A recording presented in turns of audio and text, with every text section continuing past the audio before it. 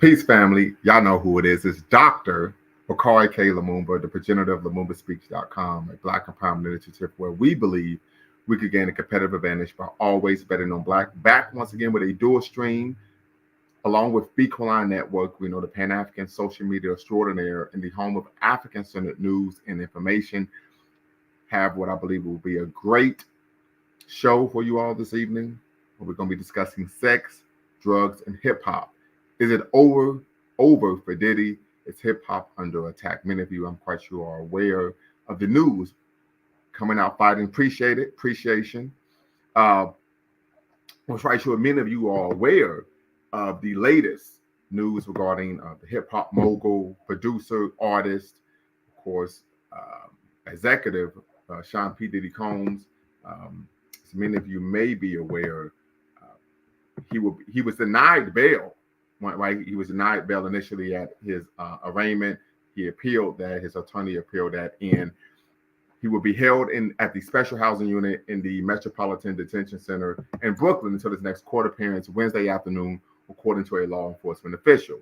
The special housing unit is separate from the general prison population that's used to house inmates who require additional protection, among other reasons. Many high-profile individuals have been temporarily held in MDC, including R. Kelly, Sam Bankman-Fried, and Miss Maxwell, who of course was a associate of golly, I can't remember his name, the individual who was known for messing with young girls. Combs will appeal the decision to hold him without bail in front of U.S. District Court Judge Andrew Carter on Wednesday. If the appeal is denied, Combs will be remanded back to the detention center.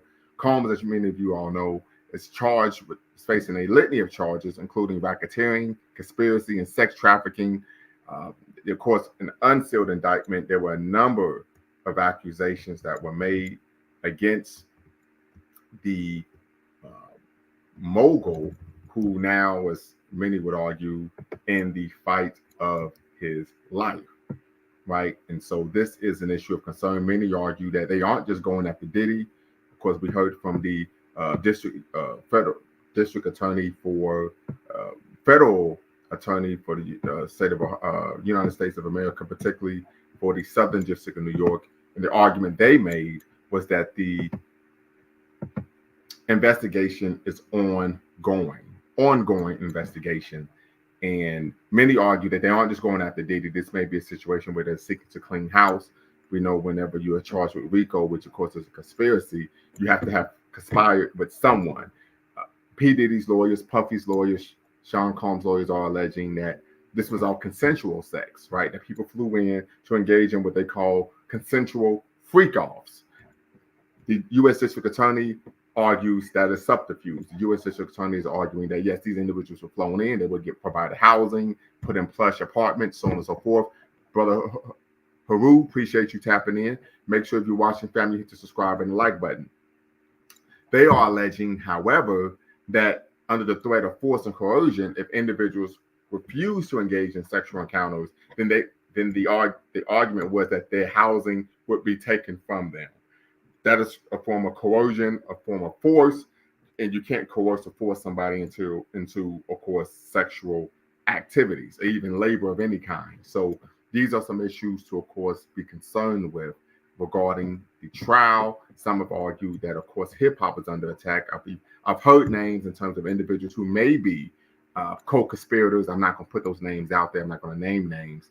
But this is an issue of concern. Of course, we want to discuss sex, drugs, and hip hop. We know this is a play on the title.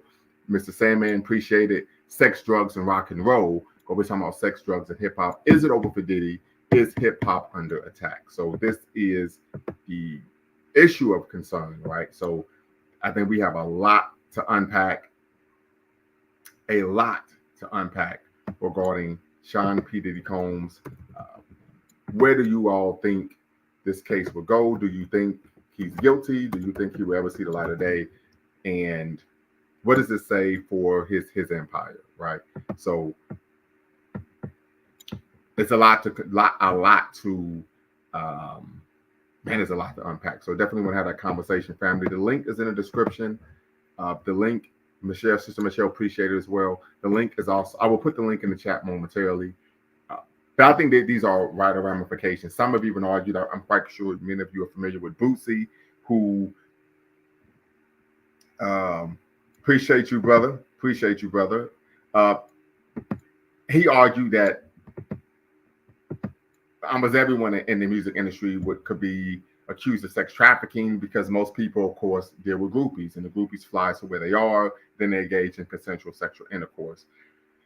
Of course, the U.S. the U.S. attorney is arguing that's not the case when someone's being coerced, right? When someone's being forced to engage in this type of behavior. So there's a lot to unpack here. But before we do, just want to make sure we go over some of the ground rules here at Lumumba Speaks. Once again, diversity of thought is welcome. The diversity of thought is welcome. No racial epithets of any kind, no epithets of any kind. We don't allow that here at Lumumba Speaks and Be Quiet Network. Very important. This is a space of Black empowerment. So we believe in, of course, 3 N's of Black power: self-respect, self-defense, and, of course, self-determination. Facts over feelings, family. Facts over feelings. So if you disagree with someone, attack the argument, not the person. Then last but not least, no fundamentally false statements. You can provide an opinion, but I can allow you to, of course, disseminate false information on my platform, because my platform and the information that stems from it is a reflection of me and my person. And last but not least, our mission here at Be Quiet Network in Lumumba Speaks is either to exonerate or vilify, but to challenge conventional wisdom and re-examine what has previously been accepted as fact. So with that said, family, if you're watching, make sure you hit the subscribe and the like button. Hit the notification bell as well. Thumbs up, thumbs up, thumbs up. Let's break the algorithm. Once again, the conversation this evening is sex, drugs, and hip hop. Is it over for Diddy? Is hip hop under attack? And just want to make sure I make this very clear. This live is in no way am I defending, right, Sean P. Diddy Combs of any of the charges that he's been accused of. This is simply a public forum for us to have a conversation about the charges, the allegations of course, RICO, which of course is using his business as a organized crime syndicate. We know that that type of accusation was made with R. Kelly as well. And of course, we want to have a conversation about this issue. So once again, family, if you're watching, the link is in the description. I'm going to put the link in the chat right now. And let's have a great conversation this evening on sex, drugs, and hip hop. Is it over for P. Diddy? It's hip hop under attack. Michelle N., what's the word? Good evening. Thank you. Thank you, Dr. Lumumba. How are you? I am doing well. It's great to finally be able to Congratulations on use your that term. dissertation. I'm sorry? Congratulations. I was able to witness it, so I appreciate you allowing me to be a part of that, be a part of your growth. I appreciate and also you. I respect the I saw your clip on the local news for defending, talking about the Haitian dilemma in Springfield. Absolutely. Yes, I reached out and I'm going to be building with them. And I think that's a pretty important issue. Just very quickly before we get into it, because when I went down there, and I'm glad you brought this up. They were afraid. They were scared. They thought people were going to be trying to harm them because they're in this small town.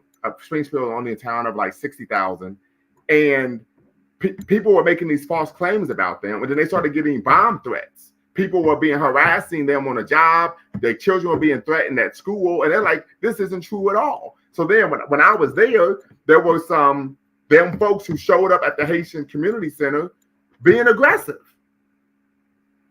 So I was like Ice Cube and Boys in the Hood. Do we got a problem here? Right? So definitely, I would keep you all abreast, but I have an issue with that. And as I stated before, and of course they didn't put this on the news clip, I believe that we owe a debt to Haitian brothers and sisters because a long time ago, when it mattered most, they were there for us. Right? And we know the issue that people have with Haitian people isn't based on what they eat, but who they beat 220 years ago. Yeah, good point. And I think it also translates to what's happening with P. Diddy right now. Again, I personally have issues of what he's been doing, especially men who are in high power places, especially Black men. They use their power and resources to sexual. And I'm not a white feminist or nothing, but instead of using it to uplift the community, you find that they engage in high level of sexualization. Okay, whatever that may be to them. Because I know of a situation just little a guy in our community, young man in our community who was an athlete, Okay. and uh instead of him being more disciplined, he started to engage in sexual stuff and almost got caught up with it. Mm-hmm. And so it goes to the bigger issue, especially as our young men who are blessed with certain abilities, athletic abilities, musical abilities, when they obtain this talent, to exercise a certain level of discipline. But then it goes back. You and I had an argument, a disagreement when Dr. Umar said that men of the community need to help, keep other young men accountable, because these are conversations, especially as young men come along. We need to Yes. have this So conversation. I would say Now we have the P. Diddy. no. So let me say this: the disagreement I had was I agree with that on its face, but I also am aware of the fact that no one has more influence over the child than the people who are in the home, right? And so if you're being realistic, yes, you can have an influence on a young man or young woman if they're open to that. But like I use this term all the time. If a child is growing up in a household as a criminal incubator, and you're trying to reach out to that young person, oftentimes the parent would take issue or umbrage with what you're teaching the child, and it could be an issue of violence. A great example of this: there was an episode of A Different World. I know I'm going back 30 years, but there was an episode of A Different World where that was an issue where Dwayne was trying to mentor a young man, and the parent was like, "Listen, leave my son alone." He came to the young man's house and tried to work with him, and the father pulled a gun on him. This is a reality. So it isn't as as black and white as Dr. Umar Johnson makes it seem. Okay, I agree. I can concur with that. And then, but the issue, if we want to help a child, we also, as from African Center base, we got to help the family. Yes. That guy pulling the gun, what's going on with him that he feels he has to have a gun? Right, but But again, that's a different level of that's a level. But the thing is, some people don't want to be helped. This is a reality. Some people like, I don't give a damn about it. I mean, I'm out here, so I don't give a damn about all that crap. Get out my face, man. Like, I've had people tell me, okay, you got it. Especially as you showed up for the Haitian community. I'm sorry. Especially as you showed up for the Haitian community, doing this, high level of need, because they were unfairly put into the national spotlight in this manner. But I know I don't want to get too far. But again, back to the P. Diddy situation. My concern as black men with the child support, court system, how it's being used to weaponize men and their sexuality. With the baby, because now we don't even get married. The baby shower is the wedding. Yes, I've seen that. I've seen that. Yes. I've seen that. Yeah. And then it's like, okay, I had the baby shower. Thank you very much. Stay out the picture. I'm gonna put you on child support. Boom. Yeah. And I'm slowly getting to this is because you guys said this was all done under P. Diddy's era. But he's not responsible for that though. I wouldn't say he's responsible for that, but this is under his era.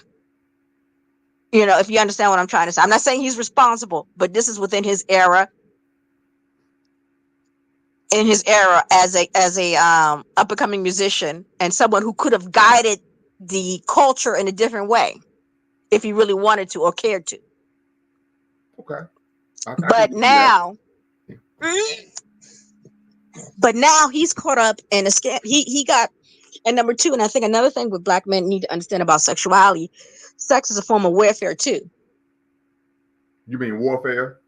Warfare, excuse me. Okay. Warfare too. And as you're climbing up certain spaces as a black man, the powers that be really don't want you to see you in power. They really don't. Even though, yes, Jack is my friend and we're hanging out and da-da-da-da.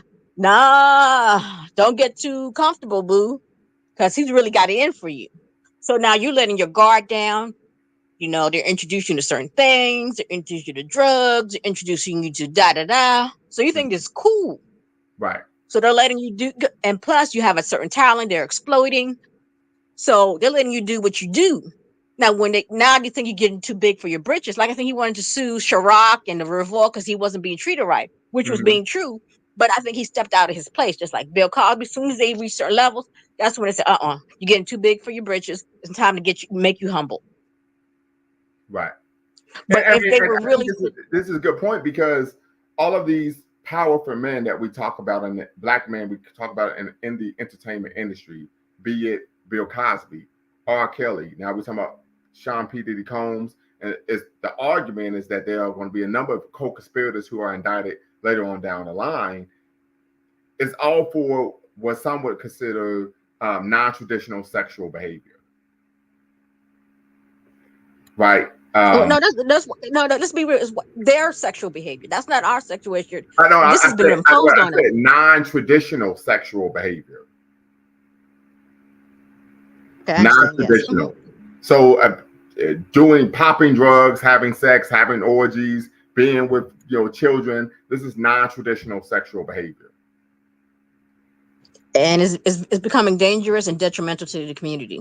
And so, my issue of concern or the question is this rampant in hip hop?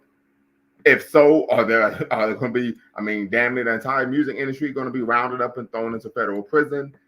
And this also speaks something too in terms of the need for. And this, I'm going to echo Kevin Samuels, right? He always talked about part of being a high value man is having what he would call dick discipline, being sexually disciplined.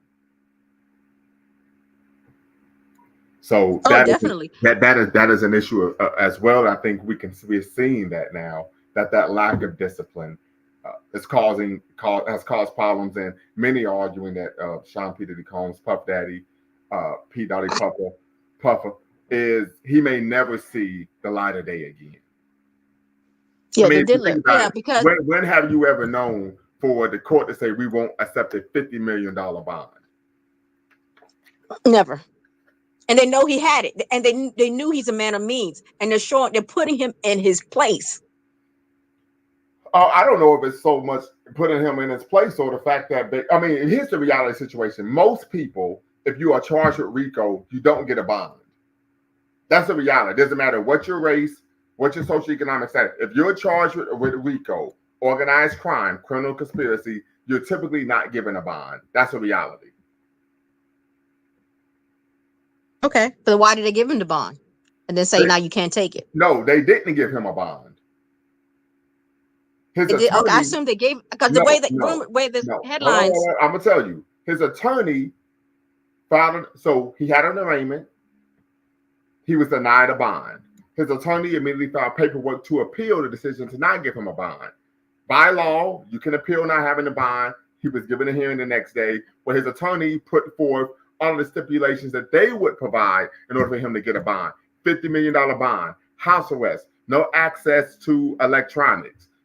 He has to have armed security, off-duty law enforcement, and other people that could visit him that are females or the mothers of his children, so on and so forth. The judge rejected that and said, no, we are going to side with the state. We believe he is a danger, that he may engage in witness intimidation, so we're going to lock him up. Okay, I didn't realize. Thank you for explaining that. Yes. Bush Entertainment, I see you. Tap in, be part of the conversation. You're watching family. The link is in the chat. The link is in the description. We're talking sex, drugs, and hip hop. It is over for Diddy. Is it over for Diddy? Is hip hop under attack? I think it's over for Diddy because another thing, what Diddy failed to realize, and I wouldn't be surprised to go after Chris Brown because Chris Brown just got his master's a few years ago, I think. They want to do the party hip hop drugs, and thinking they're going to get away with it, but the powers that be are using sex, drugs, and rock and roll as a means to get you caught up in the bigger picture. Because if they were really focused, they would be focused on the legacy. I personally think my romanticized theory is, but he should have married Kim Porter, put Kim Porter in a certain position. Here's the thing: Kim Porter was into that type of stuff too. Mm-hmm. She was into that. Well, that's why they were together. Right. Right. Yeah, that's why they were together. She was into that as well.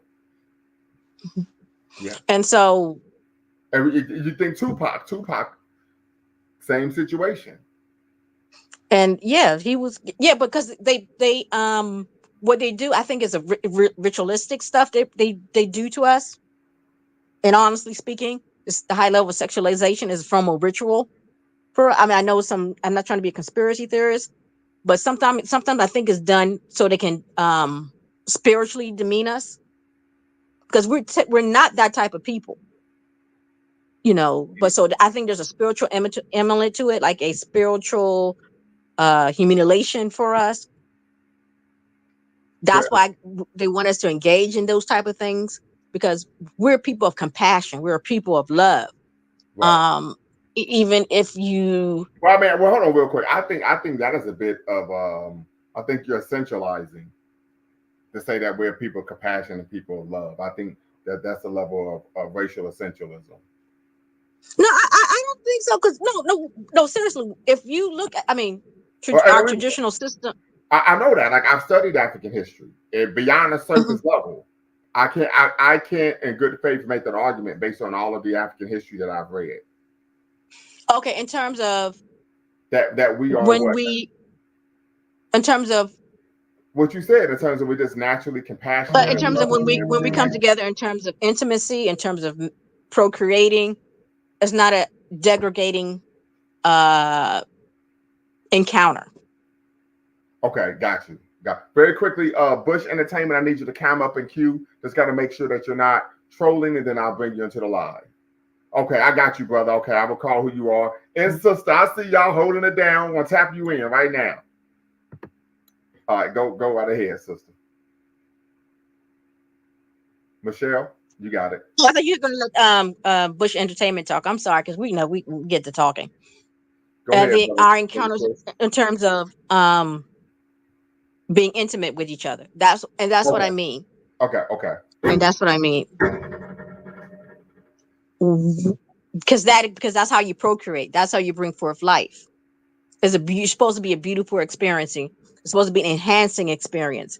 But now we have allowed external forces to come in to input all these sexual ritual type of stuff that were foreign to us, and now it is turning us to something that we're not. What type of ritual are you talking about? You got to send in per my understanding, many when it was time for a person to be intimate for the first time, they would prepare you, they'll make sure you're clean. They'll make Wait, sure, so because you're you're talking about. about in traditional African societies? Yes. Which society are you referring to? What you call it, I was reading, like in the sub-Saharan region, when you're about to Right, have your first. that's a large reason. But which society, which culture? I'm making a generalization, I can't Okay, speak specifically, okay. so forgive me, because I know you, Dr. Luba, you know you have a better understanding, a better grasp. So if I'm wrong, please let me No, know. I'm just asking. Like when people make a claim, I say, okay, where are you getting that from? That's all. Yes. That's all. Mhm. Because if not, people say, well, you had somebody on your platform said X, Y, Z, and you didn't push back, you didn't ask questions. So, and Okay, I'm not, I respect that. So next time, okay, I'm going to push back with these generalizations and say that. and the reason why I'm that saying that is not to sharpshoot you, but I Mhm. think we do ourselves a disservice when we romanticize our history, Okay. right? For That's example, true. we know in terms of medieval African societies, we were leaps and bounds ahead of medieval Europe and even Arabia in terms of human rights. However, we also know that in these societies, you were legally allowed to physically abuse your wife, right? And Oh I yeah, and I, and yeah. I could actually give you the example where I'm getting this from. The Kurgan Fuga, which was the constitution of the Mali Empire. In the constitution states you can legally put your hands on your wife. Right. So once Mhm. again, that's why I'm not into romanticizing African history. I think it does us a disservice. Okay, I understand. Brother Chris, what's the word? What's going on, bro? How you been? I'm doing quite all right. Yo, this is definitely been a crazy past couple of days with this Diddy situation, man. Yes. Yo, I'm 35, so I grew up you know, under that bad boy era. Right, bad boy for life, absolutely. You know what I mean? I'm definitely a fan of hip hop. You know, even the moves that he made as an entrepreneur, as a black businessman. You know, so this is definitely a shocker. You know, the allegations are mind blowing, and you know, I've never heard anything like it. But you know, at the same time, you know, I do feel it's a sad moment, you know, for hip hop and for also for black men, like for the black image. You know, Diddy was one of our pillars. You know, dude was on the Forbes list. You know, just got the key to the city in New York. You know, donated $1 million to Howard University.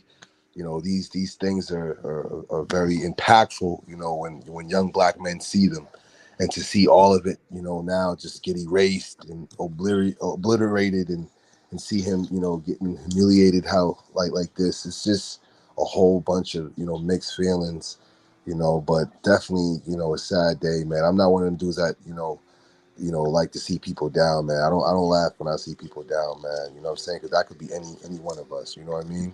Right. Yeah, I would say I would hope the allegations aren't true. I mean that's the biggest thing. I would hope that the accusations against him are not true. Yeah. If they are, it's like, dude, like you're at this position in your life and you're throwing it away over force. I mean, when you're Sean P. Diddy Combs, you would think you don't have to force a person to do anything, Mm-hmm. right? Particularly when it comes to your desire to be with what I would presume is beautiful women. Some may have made the argument that he prefers men as well. That's Yep. some women that's been out there for years. But let's take a look at the charges very quickly. I'm gonna read this article from CNN, and very quickly here it says the first paragraph of the 3-count federal indictment against music mogul Sean Diddy Combs lays out an overarching summary, the serious and sprawling allegations against him. For decades, Sean Combs, aka Puff Daddy, aka P Diddy, aka Diddy, aka PD, aka Love, the defendant abused, threatened, and coerced women and others around him to fulfill his sexual desires, protect his reputation, and conceal his conduct. The indictment states to do so, Combs relied on the employees, resources, and influence of the multifaceted business empire that he led and controlled, creating a criminal enterprise whose members and associates engaged in and attempted to engage in, among other crimes, sex trafficking, forced labor, kidnapping, arson, bribery, and obstruction of justice. The indictment from the U.S. Attorney's Office in the Southern District of New York charges Combs with 3 counts: racketeering, conspiracy, sex trafficking, and transportation to engage in prostitution. If convicted, he faces a sentence of up to life in prison. Combs, 54, pleaded not guilty to the charges in the court Tuesday afternoon. He was denied bail and remained in federal detention, and federal judge ruled. Judge Robin Tarnowski told Combs there were no conditions she could find to assure her that he would appear in court. My concern is that there is a crime that happens behind closed doors, even when pretrial services is monitoring.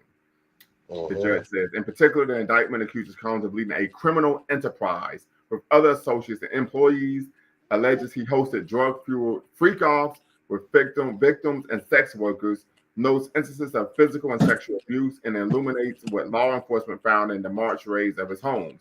Here are some of the key takeaways from the indictment. Racketeering conspiracy. In Combs' case, the Combs enterprise consists of Combs, the leader, business entities, including his record label Bad Boy Entertainment, employees and associates, including security staff, household staff, postal assistants, high-ranking supervisors. The indictment states members associated with the Combs enterprise engaged in, attempted to engage in, among other activities, sex trafficking, forced labor, interstate transportation for purposes of prostitution, coercion and enticement to engage in prostitution, narcotics offenses, kidnapping, arson, bribery, and obstruction of justice.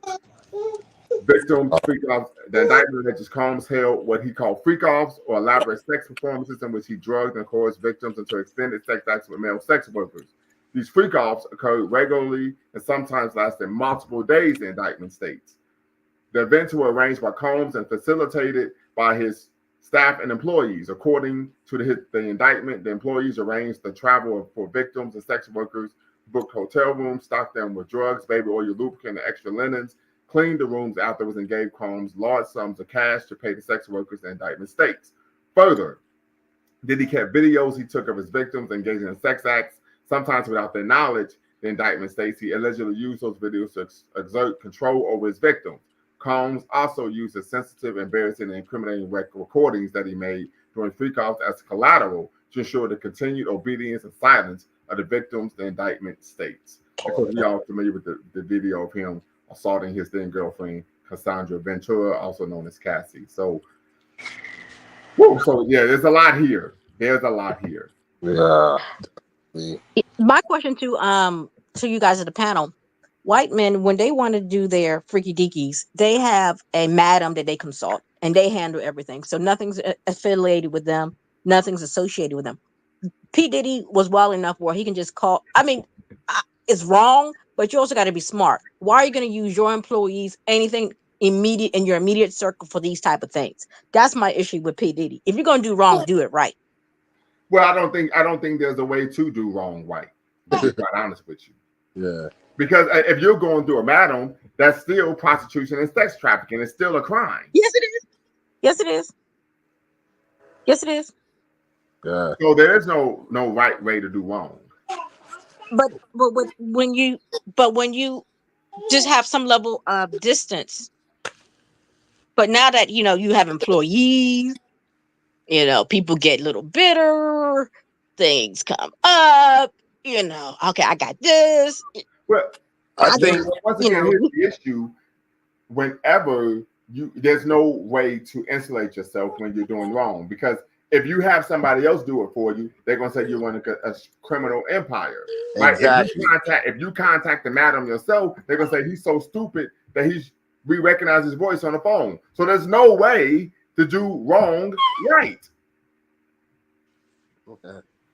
Period. Yeah, seriously. The best, like I say, the best way to combat the criminal justice system is what? To don't get involved in it. Mm-hmm. Yeah, you're right. Not to mention there was a few people online that were saying, I know 50 Cent was saying something about the lawsuits that he had, pending against some big liquor companies, how he pissed a few people off with that, and that how, if you pay attention, a lot of these cases were civil, and then they turned criminal, and then the government, the FBI, started to investigate these civil cases. But they were saying that the lawsuit that he had, pending against these big liquor companies, may have had something to do with it. Like, he pissed off some powerful people. Not saying that he wasn't already doing something, but they're saying that could have been what got the flashlight put on him. I know he had a contract with De Leon, or one of these tequila companies, and he was going through something where he felt discriminated against. I think he was trying to get a share in the company or something like that, and they weren't allowing it. And around that, and that's when the situation with Cassie came out soon after, and everything else. So yeah, man. I mean, I don't like you said, there's really no right way to do wrong. I'm pretty sure this guy did everything at a sophisticated level.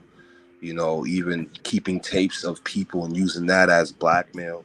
A lot of people. I'm waiting to see who else is a part of this. What other celebrities are gonna come out. Because they're saying that there's other people involved. So, right. Like you said, there's no right way to do wrong. I'm pretty sure. He did everything in his power to try to keep this type of behavior concealed. He's gotten away with a lot, through the years. So I think it's time to face the music. And it's unfortunate because, that's definitely somebody I looked up to, definitely a role model of mine growing up. We close in complexion too. People used to tell me growing up I kind of favored him. So it's just messing me all up. It's bad. Right. Sister Carrie, if you could tap in and be part of the conversation. You made a good point here in the chat where you discussed Puffy also exploited most of his musical artists. So if you could tap in and be part of the conversation, we'd love to bring that into the combo as well. Brother Chris, are you from the NYC area? I'm from Boston. Okay, so you're from Beantown, so East Coast, you holding it down, no doubt. Yes, sir. Hey, say what's up to Benzino for me. Oh, yep. He from around my way, like. Okay. Oh yeah. Very good. Word. So yeah, this is an issue of concern. Once again, we just want to hammer home: there's no right way to do wrong. Yeah. That's the reality. And unfortunately, because of these issues, he may find himself in prison for the rest of his life. But also what I would think down was going to happen. This is what I don't want to happen to hip hop.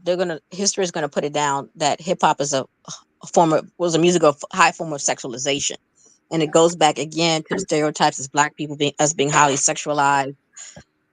Is this how we're going to be remembered as a people, or how our music will be remembered? Because again, as our lyrics has become more it's beyond edgy now. Um, is this how they're going to remember? How we're going to be remembered as a people? It's unfortunate, yes. Oh, you're right. That may be the case. And we do know that in the 90s, the record executives, the suits, as some like to call them, were the ones who began to push this concept of promoting gangsterism and hypersexualization in hip hop music. But of course, But it's also we're going to be the face. But now it's taking us down. It took R. Kelly down. Made beautiful music in the 90s. In the 2000s, he did. I mean, R. Kelly was absolutely. I mean, he was just a gifted a musical artist.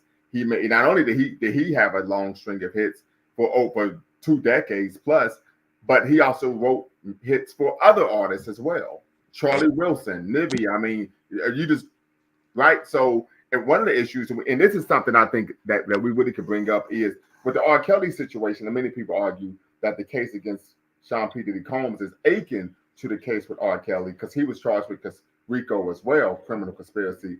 Is that Jive Records were aware of the alleged sexual abuses of R. Kelly? They turned a blind eye because he was writing so many hits and making them money.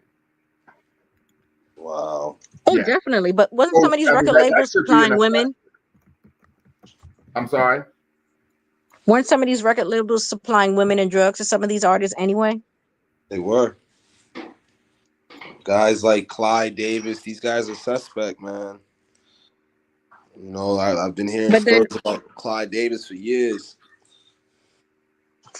And then us wanting to be accepted, we follow into the drugs and the sexualization, and next thing you know, we're caught up in other things.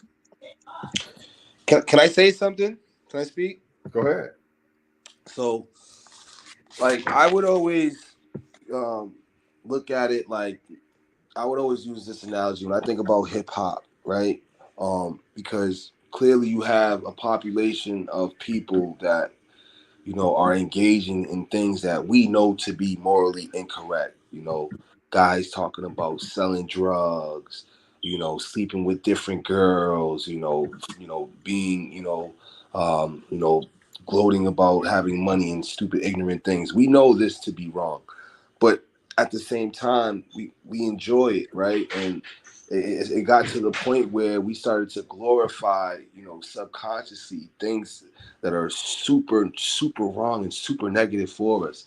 And one thing I would always use, as an example, I would think about the slaves that sold the other slaves into slavery. Well, hold on, real quick. So the actual term would be, and we just want to clean that up, that unfortunately there were Africans who enslaved other Africans. Exactly. We don't want to say slaves because we know our ancestors never acquiesced to humanity. Oh, pardon me. Right. Yeah, you're right. Excuse my French. Africans that sold other Africans into slavery. That's how I see hip hop. You have one group of people that, you have fans that are consuming it, and then you have people that are putting it out and they're trying to make money. They know it's wrong. They know it's destroying the community, right? But they're at the point where they don't care.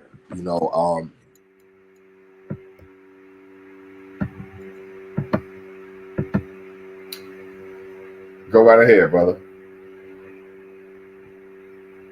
Go right ahead. When it comes to anything of logic, because their brains are so far gone into the streets and what they believe in, that it's literally a dead issue now with these kids. And I blame hip hop for a lot of that. I honestly do, from the bottom of my heart. And a lot of the guys that we looked up to, you know, a lot of these big name guys that were, you know, making this music for a long time. Yeah, man, these guys, they didn't do us they did us a disservice. You know, these guys.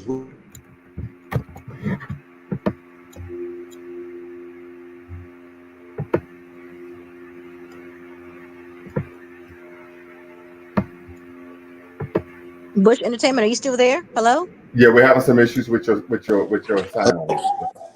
Hello. Yeah, yeah, we can hear you now. Oh, I'm sorry.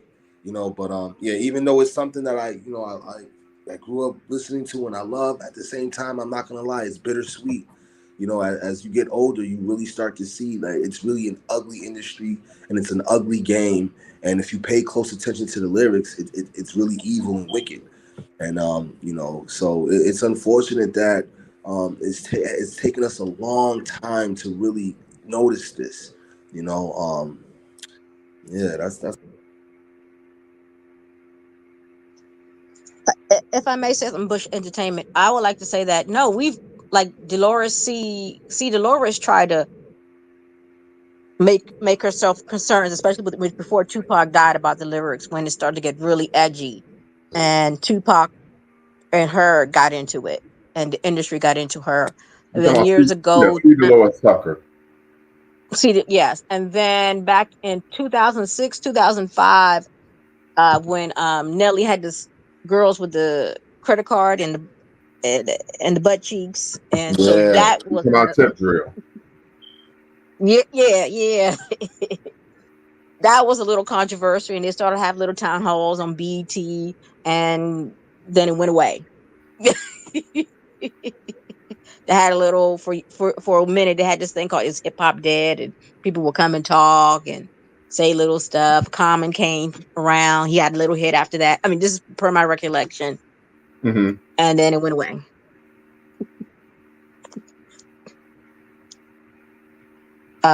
So and then what else did it ever come up again? And then, oh yeah, Rick Ross a few years ago, I think he had a controversial lyric. Then the feminist group got on him about it because it was promoting rape or something. Then exactly. after that, mhm. Here's the thing, right? It's funny that you bring that Rick Ross situation up because a lot of people don't realize what happened during that point in time.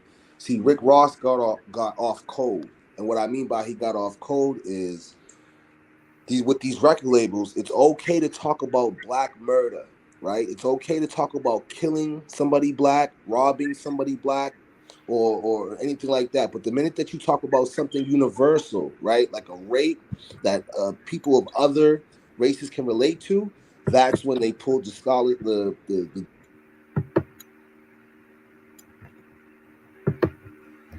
Yeah, brother, we're having some issues with um your sound. Martin Machine. Listen, you're gonna get blocked. You keep putting this cap in the chat. You know what I mean? Go right ahead, Mr. Sandman. Hopefully, brother Chris, you could get your sound issues squared away. Go right ahead, Mr. Sandman. Okay, thank you, Doctor. Yeah, I was just in the middle of reading the indictment, because all of that stuff is public Right. information. Yeah, and it looks like a lot of this stuff with the prostitution and the sex games, a lot of that is a lot of fluff, I guess, too, like Pink, Puffy, in the negative light in the media. But um, the real charges that's going to stick, that could give him some serious time, is the racketeering, the Right. kidnapping. And I think even one of the charges, I think they even got him for intent to distribute narcotics. Mm. Um, And I know he got hit with one. It was I think a weapons charge. They could get him easy for filing off the serial number on those AR-15s. Defacing mm, a firearm. Yeah. yeah. So he lucky he not facing any murder charges. If he was facing murder, they could possibly give him life. But that narcotics, whew, man. Right. Do you know how? I think he got charged in California. Is that Okay. where his charges are, or at least No, the he's charged indictment? in the Southern District of New York. New York. Oh, okay. Yeah. And that was a question that was asked based on the fact that he lives in Southern California and Miami. They said, why is he being charged in New York? And they stated that it was because they felt that they had the best track record of getting the conviction. Still waiting for you to connect, Sister Carrie. I don't know what's going on, hoping that you could connect. So where is he being held now? John, I want you to tap in and be part of the conversation. The link is in the description. Link is in the chat. Tap in and be part of the convo. That way we can really get your thoughts on what you're putting in the chat. He's being held in Brooklyn. Yes, he's being held in Brooklyn. Yes. Oh, he's getting held in Brooklyn? Oh, damn. So his business was out of Brooklyn? No, he's been held in a federal corrections facility in Brooklyn. Oh, okay. Is that where his court hearing is too, in Brooklyn, or? No, his court hearing is in the federal court in Manhattan. In Manhattan? Oh, they just transported him to Brooklyn? Yeah. Oh, okay. Damn. Yeah, he look at man, if they man. And so then also, very quickly, Sister Carrie, I need you to connect your camera and your phone before I can add you to the stream. So once again, disconnect your camera and your phone, your camera and your mic, then I can tap you in. Go ahead, Sister Michelle. Also, there's another one of my conspiracy theory. Got my tinfoil on. You guys said Brooklyn. You know we don't do conspiracy theories over here. Yeah, but no, listen to me. I think it's good. Okay. You know, Brooklyn the demographics of Brooklyn has changed severely. So it's been heavily gentrified. So the people, so if he goes to, what does that have to do with? No, the jury. I think if he had been put on a trial, let's say 20 years ago. No, he's being held in Brooklyn. The trial is, first off, so this is why we need to have this conversation. When you are being tried in federal court, right? They don't go off the demographics of the jurisdiction that you're in. By federal law, you have a diverse jury selection, period. It's not based on the demographics. Secondly, the federal court is in southern Manhattan. He's just being held in Brooklyn. Yeah, that's where the detention center. Yeah. Okay. Thank you for the clarification. But you see why? That's why I don't do conspiracy theories. Typically, they're easily debunked.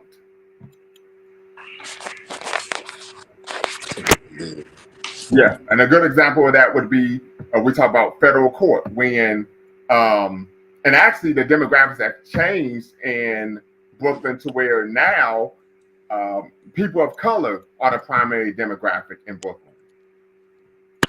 So that would debunk your point there as well. I just looked up the numbers. But the other issue is, if we're familiar with Rodney King, we're going back 30 plus years, the police officers were acquitted in Los Angeles Municipal Court, right? They had an all-white jury. When they went to federal court, the juries are racially diverse, they were convicted. So that's thrown out. You can't play the game of the demographic of a county or municipality when you go to federal court.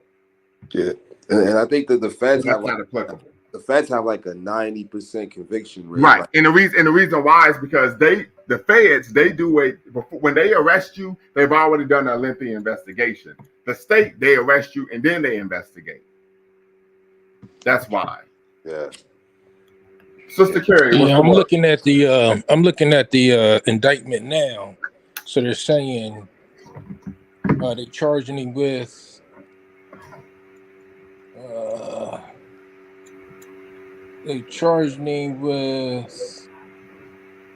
U.S. Code, United States Code Section 1962C, that is to conduct or participate directly or indirectly in the conduct and affairs of Combs Enterprise through the pattern of racketeering activity. And then U.S. Code Section 1961 consisted of multiple acts of kidnapping chargeable under the following provisions of state law: California Penal Code 207, kidnapping; California Penal Code 21664, attempt; California Penal Code 31, aiding and abetting; California Penal Code 182, conspiracy. Um, California Penal Code, arson. California Penal Code, attempt, aiding and abetting. Another one. Bribery and witness tampering. Penal Code 137. Aiding. Conspiracy. We got it. We get it. I got you. Murder 100. Tap in, be part of the conversation. The link is in the description. The link is in the chat. Come be part of the conversation. Sister Carrie, what's the word? Good evening, everybody. Good evening. Can you all hear me? Well, Yes, we hear you just fine. Hello. Yep. hey. So I know I had typed in the chat earlier that Puffy exploited most of his artists, and I can expand on that. Please do. So for example, most of his artists, the type of deals that they would sign, and in addition, like some of the songs that were created by most of his artists, the masters and stuff and the credits to it, he would add his mom or his eldest son, what's his name, Justin, to it, instead of those artists, then maybe somebody that's connected to their family. So that is a way how, like, one particular way he pretty much exploited his artists.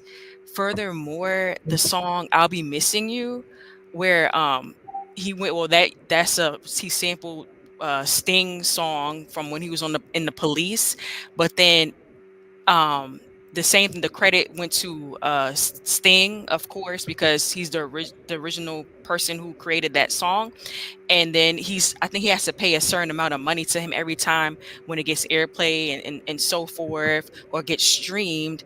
And then the man who like was also helped to produce that song, their version of that song, he doesn't get anything. And then 112 and Faith Evans doesn't get anything from that song as well. But Sting, of course, yeah, he's the originator, but then he didn't consider his artists. And I remember back in the day, in the early 2000s, making the band, the way how, and even like some of the making the bands and so forth, like the first one where he made those, at the time they were like teenagers or in their early 20s, when he made them walk to Brooklyn for some cheesecake, Right. and and then looking back, I was a preteen at the time. I was like, oh, these kids must be rich and things like that, and they didn't really get paid or anything. Like Puffy took all the profits from all of that. Well, the majority of the profits. Yeah, yes, majority. Very quickly, some would argue he deserves to take the majority of the profits because he's the one who came up with the concept. Like some profits, but at the same time, like, what about them? They're doing the work in the studio. They're, and then he's not even really there. Like although like he created the show, but when it came to the music and stuff, he's not the one writing it or producing it. Right. Because there are people behind the scenes that's doing it. Even his own album, that No Way Out album, he didn't really do much. There was like people behind him that was producing, but then it made it look like Puffy was the one who I know. Yeah, he would co-produce. Very quickly, yeah. Murder 100 says, although the deals were shady deals, these deals were all standard deals. It's up to the skills of negotiation to satisfy both parties. A good example would be with the Locks. He owned Jadakiss and the Locks Publishing in perpetuity. Right, but once again, these are deals that they signed. That's true as well. True. Yeah, I mean, you have your own attorney, and you go. I mean, they tried that with Ice Cube, and guess what happened? He went solo. Yep. So I mean, part of it is if you're dumb enough to fall for the banana in the tailpipe, shout out to Eddie Murphy, Beverly Hills Cop, then it's on you. True indeed. Jadakiss was like, yeah, but we were hood guys. We didn't really know anything about business. Well, that's what you get for being a hood guy. You should have focused on education, dumbass. True indeed. And that's another point as well. And a lot of these people, they want to be in the limelight. They want to be around money. They want to be famous. I'm not saying it's right, but there's an element that comes with that. Like There's an element, you know, that comes with that certain kind of music that you make and then you putting out. You know, so a lot of these people, they know this. I growing up, I used to my mom, I used to go to church as a kid, and I used to always hear in the '90s, you know, the pastors always saying, "Don't y'all go listening to that rap." You know, they trying to, you know, make you go towards the devil. They talking about girls, they talking about this, they talking about that, and you know, when you get older, you realize like, oh man, this is real. Like they wasn't just saying that to Well, so I would say this though. Part of that is because religion, particularly the Christian church and most Abraham religions in nature, they're insular in nature. So that's one aspect of it, right? They want to control your thinking and subsequently your behavior. So they typically would tell you not to engage in anything, or even engage in anything other than what they're telling you to engage in. The second issue is we see the same issues in terms of predatory behavior in musical contracts, even with gospel recording artists. Right? So what we talking here?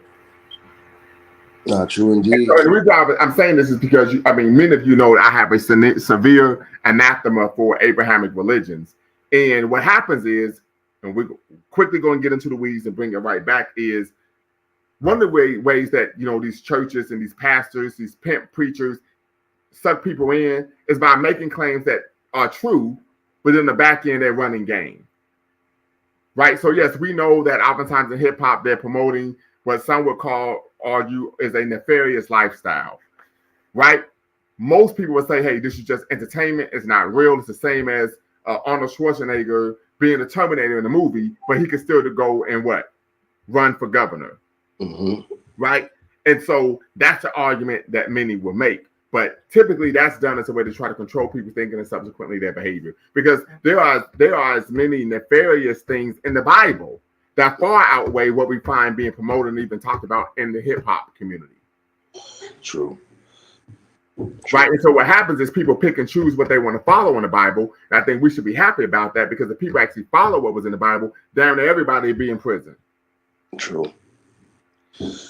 No, see, I totally agree. I'm not a Christian at all, but I do think there is some type of element with the music industry where they try to target us in particular. I do find that to be believable. When you look at the content and when you look at the contracts that people get.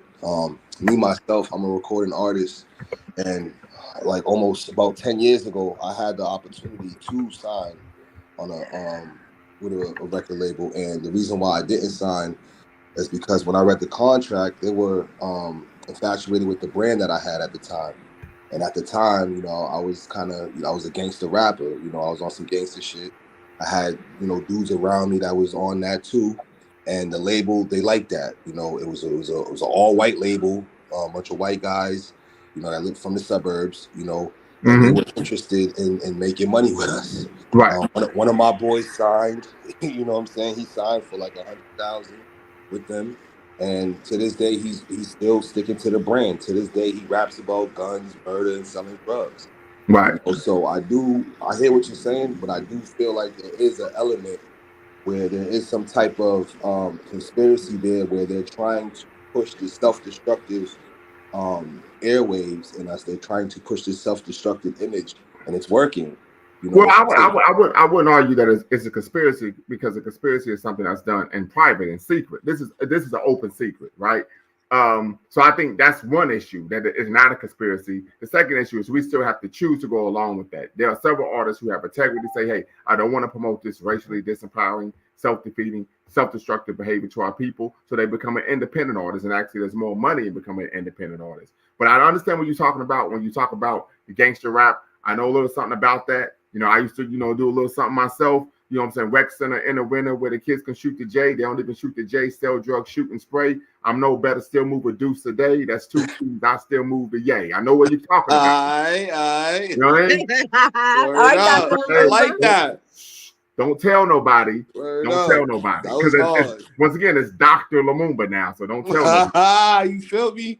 Don't. Yeah. We're going to keep that to ourselves. We won't tell. We're going to keep that to ourselves. Word up. Yeah, we all got it in us, you know what I'm saying? I guess, by default, it's kind of what we could identify with. It goes back to what I was saying about Diddy, how it's bittersweet because as a young black man coming up, that was the image for me. Look at the Bentleys, look at the cars. He's successful. He's getting money. He has businesses. And when you in society, we don't have too much of that. And it's unfortunate that we have to look up to our athletes and entertainers. But once again, it's just so bittersweet, man.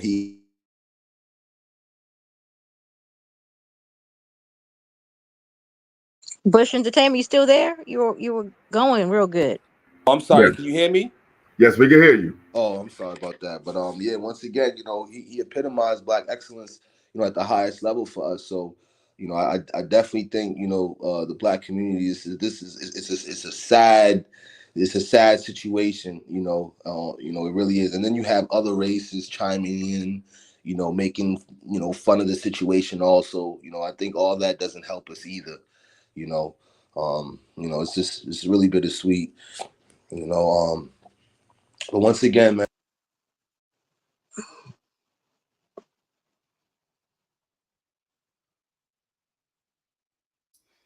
We lost you going in and out, Chris. Yeah, yeah, you're going in and out. Phone keeps but I'm not a Christian. I practice Islam, and in Okay. Islam, we're taught that music itself is haram. Music itself is a sin. We're Well, only, can you hear me? yeah, I can hear you, but Islam is the Abrahamic religion as well, Yep, true, and we know that that is counter to our own culture personality that, in terms of the view of music. true indeed. So, well, I mean, I make the argument that many people aren't Christians. They say I'm a Muslim, I practice Judaism. That's a lateral move because at the end of the day, all three Abrahamic faiths, and we even did a full show on this, a 3-part series on this. Of course, have a history of anti-blackness that is historical, social, and theological in nature. True indeed.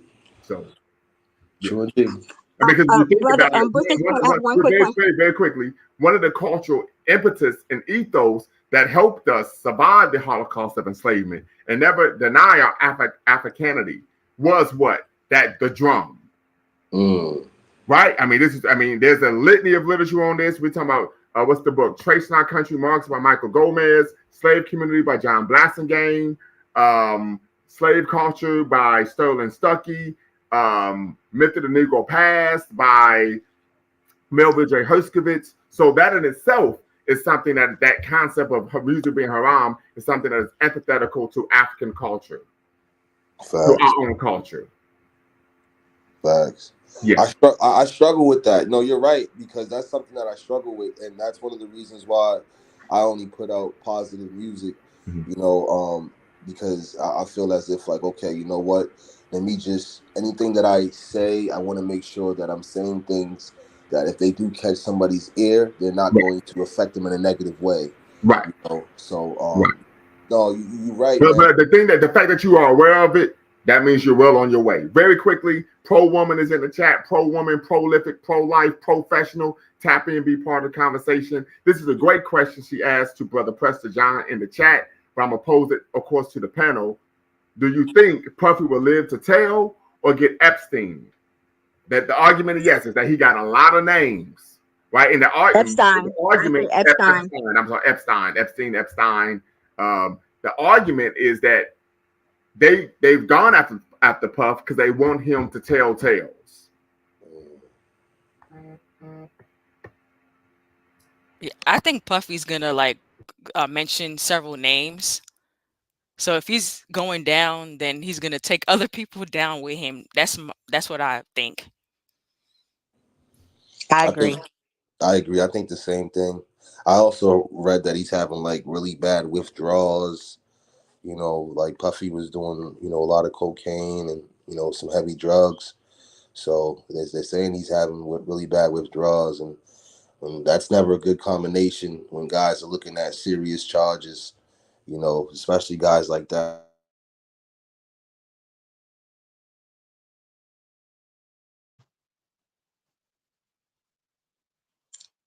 Bush Entertainment, you still there? I'm sorry again, but yeah, but it's definitely looking like, I think, in my opinion, he's gonna take some people down with him.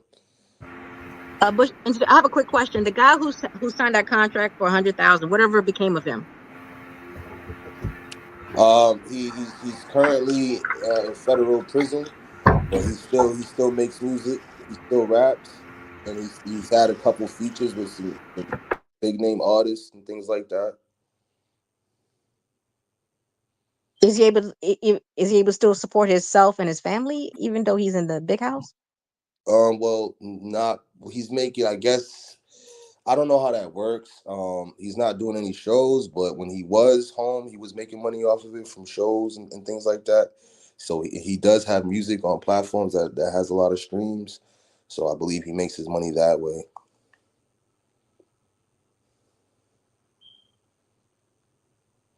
I hope he gets out soon. Yeah. But You know what? That's carry you off the chain. He said, "Oh yeah, call me Diddy. When the city send the cops, the feds, the DA to come get me. Cats want to leave me for dead. You coming with me? Get the head in the Bentley red. Hey, you know what? You dead wrong. Cause that song came out my senior year of high school. He prophesized it. You're wrong. I was in fifth grade. Get out of here. You need to leave right now. You are wrong for putting that in the chat. You should be ashamed of yourself. He prophesized that in that song. Listen, you should be ashamed of yourself. You put that in the chat. You know what? But he called it his own self 20 something years ago. Yeah, I remember that. Yeah, he was on that song. Yeah, with G Dep. There's power in the tongue. You used to follow Puffy Big? Like, yeah, he said what? Michael White and produce it. Yeah. Well, I'm 34 years old, but like I have older siblings who like my sister was like a fan back in the day. She had that No Way Out album, and to be honest, like most of his artists, I do have them on my phone. So like there's certain like 112, Faith Evans, Kim, and so the Total. So there's a lot of artists that has been a part of Bad Boy that I like. I will say that, and even Biggie, that I would listen to, and so forth. But like Puffy himself, I guess maybe like the type of music, the music, how he like would remake songs from back in the 80s, 70s, 60s. So that I guess I like that. But I know my father, like it, well, I think because with the 90s, like a lot of the songs were like samples from back in the 80s and the 70s, 60s. And I remember like my father would say, these people, they copy too much. They copy too much, because he would get mad when he would hear these things. I was like, you should hear the music today. Now it's even worse. This is true, yeah. So I got something for you because you brought that up. You did wrong though. Fair use, family. Fair use, fair use, fair use. You about to play the video? I'm about to play it. You won't get flagged? You won't get flagged? I'm gonna be honest. Okay, because you know how they are. They're gonna try to flag you or something. Well. I run this city, send the cops, DA, defense to come get me. If cats want to leave me for dead, you coming with me. In the Bentley, red at 150, straight lose it. Love two things, my family, my music. Might co-write and produce it. Drop mine hot, non-exclusive. Got y'all hawking like music. Since I can break backs and stacks, it's no problem. Make raps and tracks and go hard. Against worldwide coverage. Got so many spots, I don't even buy luggage. You love it, make moves major. Hide out in Asia if your girl keep coming around. And I'm a blazer, I'm the bad boy flavor. Light blue gators, not guilty. Nope, you ain't guilty. Not guilty at the end. Oh man. Tommy, you said it's prophetic that he's speaking into existence. So he might be not guilty, Like, oh man, that's crazy. Yeah. Grew up on that, yo. And then some of his sons, well, I know Justin and he's been accused of some and the other accusations, and Christian too. But mine is not his stepson, not Albie Shore's son. Albie Shore better go get his son or something. Yeah, no, I seen that. His son got, accused of something too. And I think there was something about his stepson with a shooting. Somebody shot somebody, So yeah, they got a lot going on in that family. I'm surprised. But this is my concern with Puffy. Why didn't he protect guide his sons in a different direction? Because that's his dynasty, that's his legacy. And I believe one of the reasons why they're attacking him because they don't want to see a black dynasty. Well, you know what? I'm gonna push back against that, Sister Michelle. I think the reason why he's being attacked is because he has been allegedly engaging in activities that are federal crimes. Yeah, but other people, because not individuals, everything is a conspiracy. If I go out and shoot somebody in broad daylight at Times Square, they're not arresting me because I'm a black man. They're arresting me because I committed felonious assault and attempted murder. Yes, you have. But Puff Daddy was acclimating wealth in a capitalistic society at a whole nother level that I could never even imagine. Right. And if you are engaging, because this is all alleged, engaging in sex trafficking, arson, prostitution, kidnapping, right? Racketeering, it doesn't matter what race you are. Matter of fact, if we want to be honest, look at the Rockefeller. The Rockefeller's engaged. They created the RICO statute to go after organized crime, and those organized crime people were white. All white.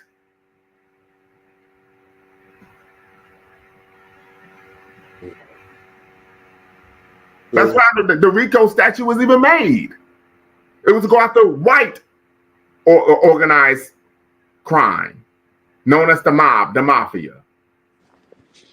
Matter of fact, I follow boxing heavy. I'm a boxing aficionado. There was a upcoming Eastern European middleweight contender who was about to get a title shot, right, to fight for an actual title, and he ended up being arrested for being an enforcer for an organized crime syndicate, and he was sentenced to 10 years in prison, federal prison. They don't give a damn what race you are. If you're committing federal crimes, that's your ass. So we can't sit up here and say, well, he's being attacked because they're black. No, he's been charged, he's been incarcerated because he has alleged to engage in violent activity for nearly 2 decades. Yeah, and a lot of times what happens, especially if the FBI get into it, they'll be tracking like a murder, unsolved murder, and then that murder will lead to an associate, Puff Daddy, and then they'll keep going up the ladder. They'll say, okay, well, all right, this person killed this person because he was kidnapping this girl during this sex trafficking ring, and then that guy snitched on Puffy and said Puffy told me to do it, that's why I had to kill that person. And then there's a whole bunch of different crimes associated with the person at the top of the criminal enterprise that Puffy was on top of, that caused a lot of violent crime under him that he might not necessarily have been directly associated with, but indirectly he caused a lot of violence that would happen. Because anytime you're talking about moving, because they got him with some narcotics charges too. So right. Matter of fact, they said when they arrested him, he had pink cocaine in his luxury hotel suite. So what? That was just because he was black, Michelle? Come on. Yeah. Look at Harvey Weinstein. You could respond. Look at Harvey. No, I believe a lot had Puffy made a major mistake by engaging in some of this stuff, and he should have known better. But I also think it's a nod at us, to the community too. Epstein, pro woman Epstein didn't get jailed. Epstein was held in jail prior to his trial, and he was, of course, killed. The official story is he committed suicide, but he was actually confined pre-trial. So Epstein did not get bail. So you're wrong there. But the other issue is, if he is actually guilty of what he's alleged to have done, why would you want him to get bail, irrespective of his race? Right? If this is a man who is engaging in sex trafficking, is forcing people to take drugs and then engage in sometimes week-long sexual binges, where he has committed arson, he has kidnapped people. I don't give a damn what the man's race is. Mm-hmm. We shouldn't be capable for someone like that just because they look like us. Mm-hmm. But the system put him in. But you got to understand, the No, system no, put him no. in, There's no put him system. out there for No, us no, to emulate. no, And now 20 years. no. If once again, if, because this is allegedly, if he chose to do what it is that they say he did, the system didn't make him do that. The system didn't make him allegedly put a Molotov cocktail and throw a Molotov cocktail at someone's vehicle. The system did not allegedly make him what? Kidnap someone. This man is 54 years old. Mm-hmm. Right? Stop it. Also, I was watching this one thing. I think it was at Vlad TV. He was interviewing one of Biggie Smalls' old. He was Biggie Smalls and Puff Daddy's bodyguard, and he was implying that Puff Daddy had Biggie Smalls murdered because Biggie Smalls was trying to get out of his deal with Bad Boy. Yes, so that argument was made. Yes. You already brought that up? Yeah, I'm familiar with that. Yeah, they were saying that he I guess but he was trying to start Junior Mafia with Lil Kim and all them, Lil C's, all them. They say Puffy has something to do with Pac murder too. Well, actually, no. We know that Tupac was killed because he was playing gangster, and he actually he participated in physically assaulting a rival gang member, and that rival gang member came back and said, "Since you want to act like you're a gangster, we're going to treat you like one." And he was shot and killed. But he also had a bounty that Puffy. Well, once again, that is alleged. It has never been proven. He's never been charged. Right, so that means there's no evidence to even substantiate the accusation. What we do know is that the individual allegedly responsible for killing Tupac Shakur, is behind bars right now, facing pretrial detention. True. Did you know that Puff Daddy's pop was a gangster with Nicky Barnes back in there? Yes, I am aware of that. Dang, I guess the apple don't fall too far from the tree. Maybe. Makes you wonder how you even poor woman says nobody's caping for Puff. What the issue is, we are looking at equal treatment. I can't think of a person who has been accused of RICO, organized crime, has ever gotten a pretrial ever was able to pose a bail. I can't think of someone in the past 20 years that was accused of engaging in organized crime and was able to get bail. Weinstein was not accused of organized crime. He was accused of being a serial sexual predator. Two different things.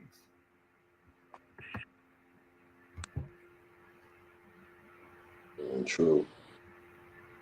Yeah, his charges are way too serious, and he has way too much money. They won't give him bail. It's too serious. Those are some heinous charges. Yes, and like I stated all the time ad nauseum on my platform. The best way, keyword, the best way to combat the criminal justice system is to not get involved in it. Yeah. That's the best way. The first judge that denied his bail was the black judge. Yeah. And she said, there's no way, I don't believe that you would not. She said the crimes that you have been allegedly accused of were done outside, were concealed, right? It was done in, some people argue, the dark of night.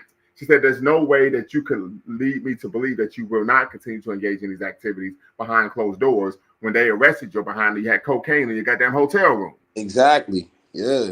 He's just too powerful. His money's too long. There's no way that you can say that he'll stop his criminal activity. It makes logical sense. And the worst part is that they said Puffy came in New York 2 weeks earlier to wait to turn himself in. And while you're there, you're sniffing cocaine. Get the French toast out of Dayton. What the hell is wrong with you? Yeah. Oh, yeah. Like, come on, man. Like, stop the dumb shit. Like, at least spend time with your kids, your family. Like, nah, this dude was walking around Times Square. Like, I think maybe something's bothering him. No, see, sister, you are always making excuses. It doesn't matter what's bothering you. That doesn't give you right to allegedly kidnap people, intimidate people. I didn't say that. I didn't say all that. I said something. But I mean, that's the implication of the term. What other reason would you bring that up? Well, you brought it up because you said he was found in a hotel room with cocaine. I think he knew something was up, and that's why he's dating himself with drugs. I think it's because he uses drugs on a regular basis. That's why. Yeah, that's why. Because that's what he does. It had nothing to do with because he knew something was up. That's just what he does. Remember, sex, drugs, and hip hop. Mm-hmm. Yeah, it's crazy. Yeah, it's a major issue, and it's unfortunate. And I think I'm gonna do a show on. Any of you all familiar with the gold digger pranks? Nah, what's that? So there's a cottage industry on YouTube where people post videos of gold digger pranks where a woman turns a guy down and then she sees he has a fancy car like a Lamborghini and she comes running back. And so oftentimes what we find is these women are willing to, expose themselves to the man in order hoping that the man would give them money. So I might do a show on do gold digger pranks promote prostitution. Mm-hmm. That's an interesting topic. Yeah. And once again, these are women who typically have just met the man and they're willing to take all the clothes off of the man with the hope that the man would give them some money. No, yeah. And that's nothing that makes this situation with Puffy so complex too, because we all know the man was a multi-millionaire, and we know there's females that wanted to be there. Like, it's just weird, like it's just a weird situation. Like, I was telling my girl, I'm like, how come none of these victims went to the police? Like, how come we was only hearing all this through Silver Suits? And the common denominator there is the money that he has, and yes, these people just want to be around somebody with money. This is very true. And it goes back to what you said about that prank. Like, yeah, a lot of women, when they know you got money, they're gonna act a certain way. Right. Oh, like, it's just, it's just sad to see, but it's true. It's very true. Absolutely. Murder 100 said at the end of the day, at the end of all of this, if he's proven not guilty, will everyone apologize? I would be the first to say I'm happy that he was exonerated and that he did not commit these heinous acts that he's been accused of. Right? I don't see it happening. I don't see it happening. Pro woman, what in the French toast are you talking about? One, I don't hate on anyone. Two, the comment that you're making has nothing to do with what we're talking about. Right? And this is another example of you coming on and trying to shift the conversation to an issue that we're not discussing simply because you don't like what's being disseminated on the platform. Yeah, so I would agree. Preston John says police departments all over the country are involved in sex and human trafficking. I would argue that we do know that there are police officers who have engaged in predatory sexual behaviors towards women, particularly women of color and Black women as well. So that, of course, is something to be cognizant of. Yes. But once again, we're talking about Puffy, P. Diddy. The police departments are on trial. We know Puff Daddy is. And I would make the argument that if, unfortunately, and we do know that there are documented cases where this is taking place, where police departments are engaging in this type of behavior, that doesn't give us a pass to engage in that type of behavior as well. I don't think anyone should want to engage in predatory behavior, sexual predatory behavior towards anyone for any reason, irrespective of their age, gender, sexual orientation, etc. At all, for any reason, ever. And let's not forget, he got caught with, like, I think MMD too, I believe, like the date rape drug, like a whole bunch of it. Okay. Like there's no reason for anybody to have that unless you're trying to knock someone out. You know what I mean? So yes, I think that's a good point, because they did allege that they would give the participants drugs to keep them kind of out of it for the entire time that these freak offs were going on. And if that's true, they must have used what you mentioned, that date rape drug. Exactly. So once again, this is extremely unfortunate. I would hope that is not true, because I wouldn't want anyone to have to experience something like that ever. Oh yeah. Yeah. Yeah, just knock. It's very it's heinous. Yeah. Sister Carrie and Sister Michelle, what are your thoughts on that accusation that there was a use of a date rape drug applied to individuals who were members of the alleged freak offs? It had to be used, because no humanly possible you can't engage in that type of activity for days on end. without some type of enhancement. You physiology can do it, mentally it's not meant for that. Again, I think this is more some type of some ritual Realist, type of stuff yeah, going on. ritualistic thing, yeah. Mhm. Um, Again, that's not something I'm privy to, but I am willing to believe that something on that line was occurring. Um, and that he got beyond himself, and now he's caught up beyond his own beliefs.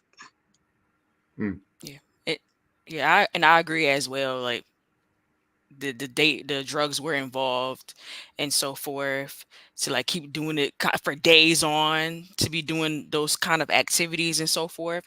And I also will say, like, yeah, there are some people that willfully participated in it.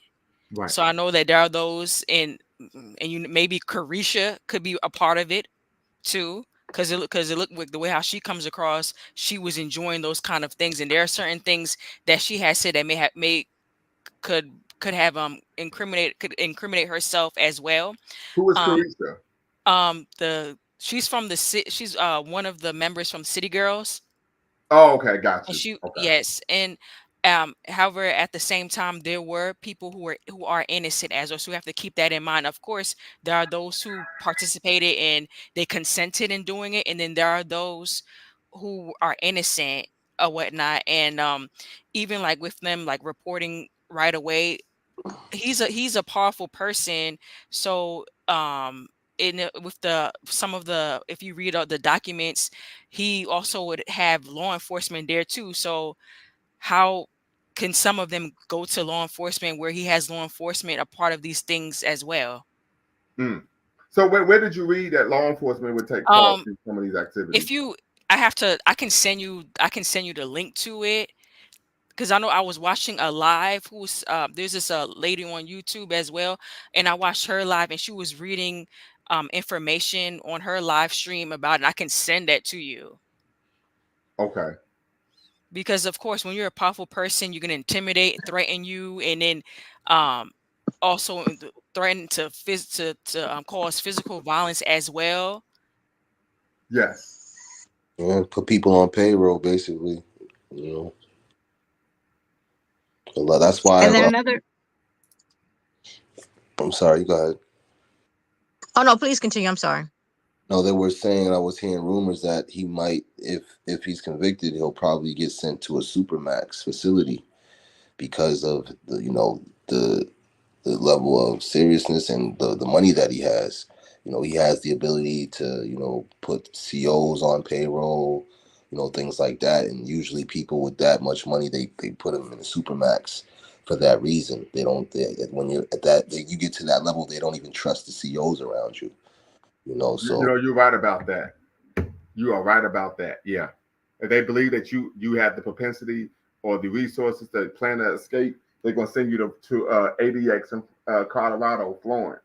Yep. Yep. Yeah, I think that's what Puffy's headed. I just. But then my concern is I don't want or another concern I have with Puffy in this case is that I don't want, now with the high level of sexualization that's involved, now is black men, because black men already have the stereotype of high level of sexualization. Now, is he going to be the poster child for this now? Right.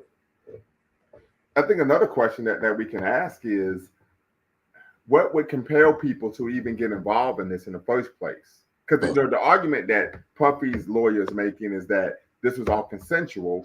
The federal government is arguing that it wasn't consensual, that he flew people in and then people participated, but then when they didn't want to anymore, under threat of force and coercion, they were forced to.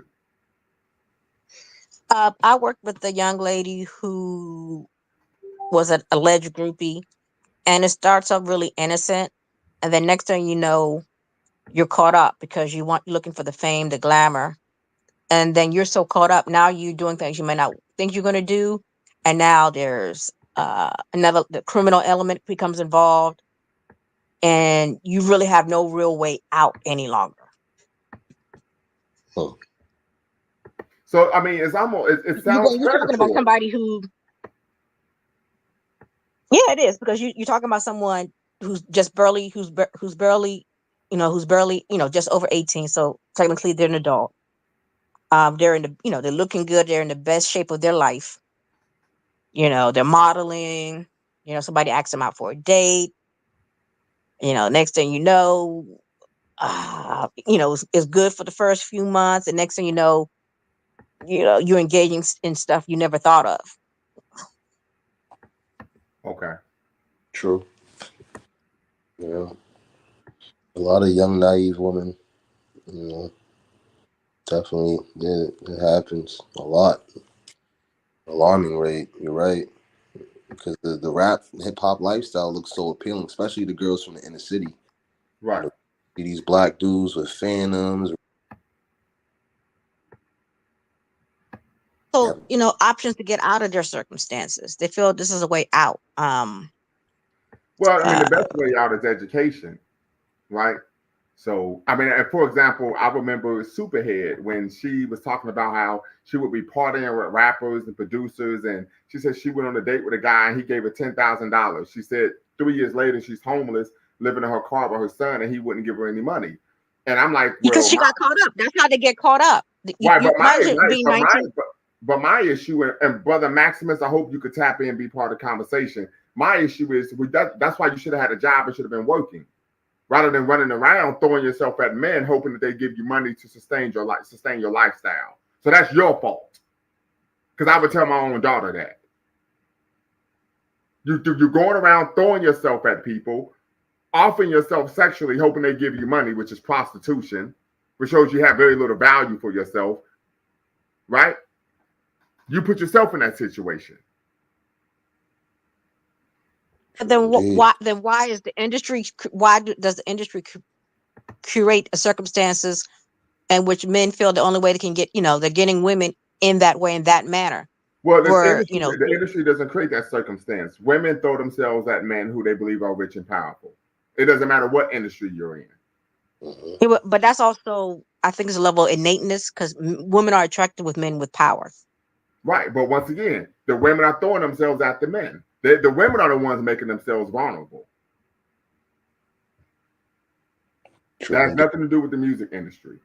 Or a woman is throwing herself at a man, offering. I talked to my daughter about this, about you're throwing yourself, you're offering your sexuality to a man. It means that you don't actually have anything to offer at all, but your body. And most men are going to get tired of that after a while. And they're going to discard you and keep on moving. But at least your daughter, can I say, at least you have enough, at least as the father, you're having these straight upfront conversations with your daughter. But I've talked to women who they tell me, hey, my parents told me the truth. I just didn't listen. It's a reality. A lot of people have parents and family members who tell them the truth, and they choose to do their own thing. I did it when I left home. I was like, I'm on my own. I'm going to do what I want. Came back when I was like 22. Like, man, y'all was right. Mm-hmm. What does the African proverb say? Advise and counsel them.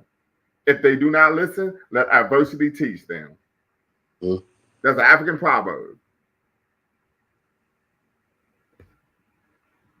Indeed. Yeah.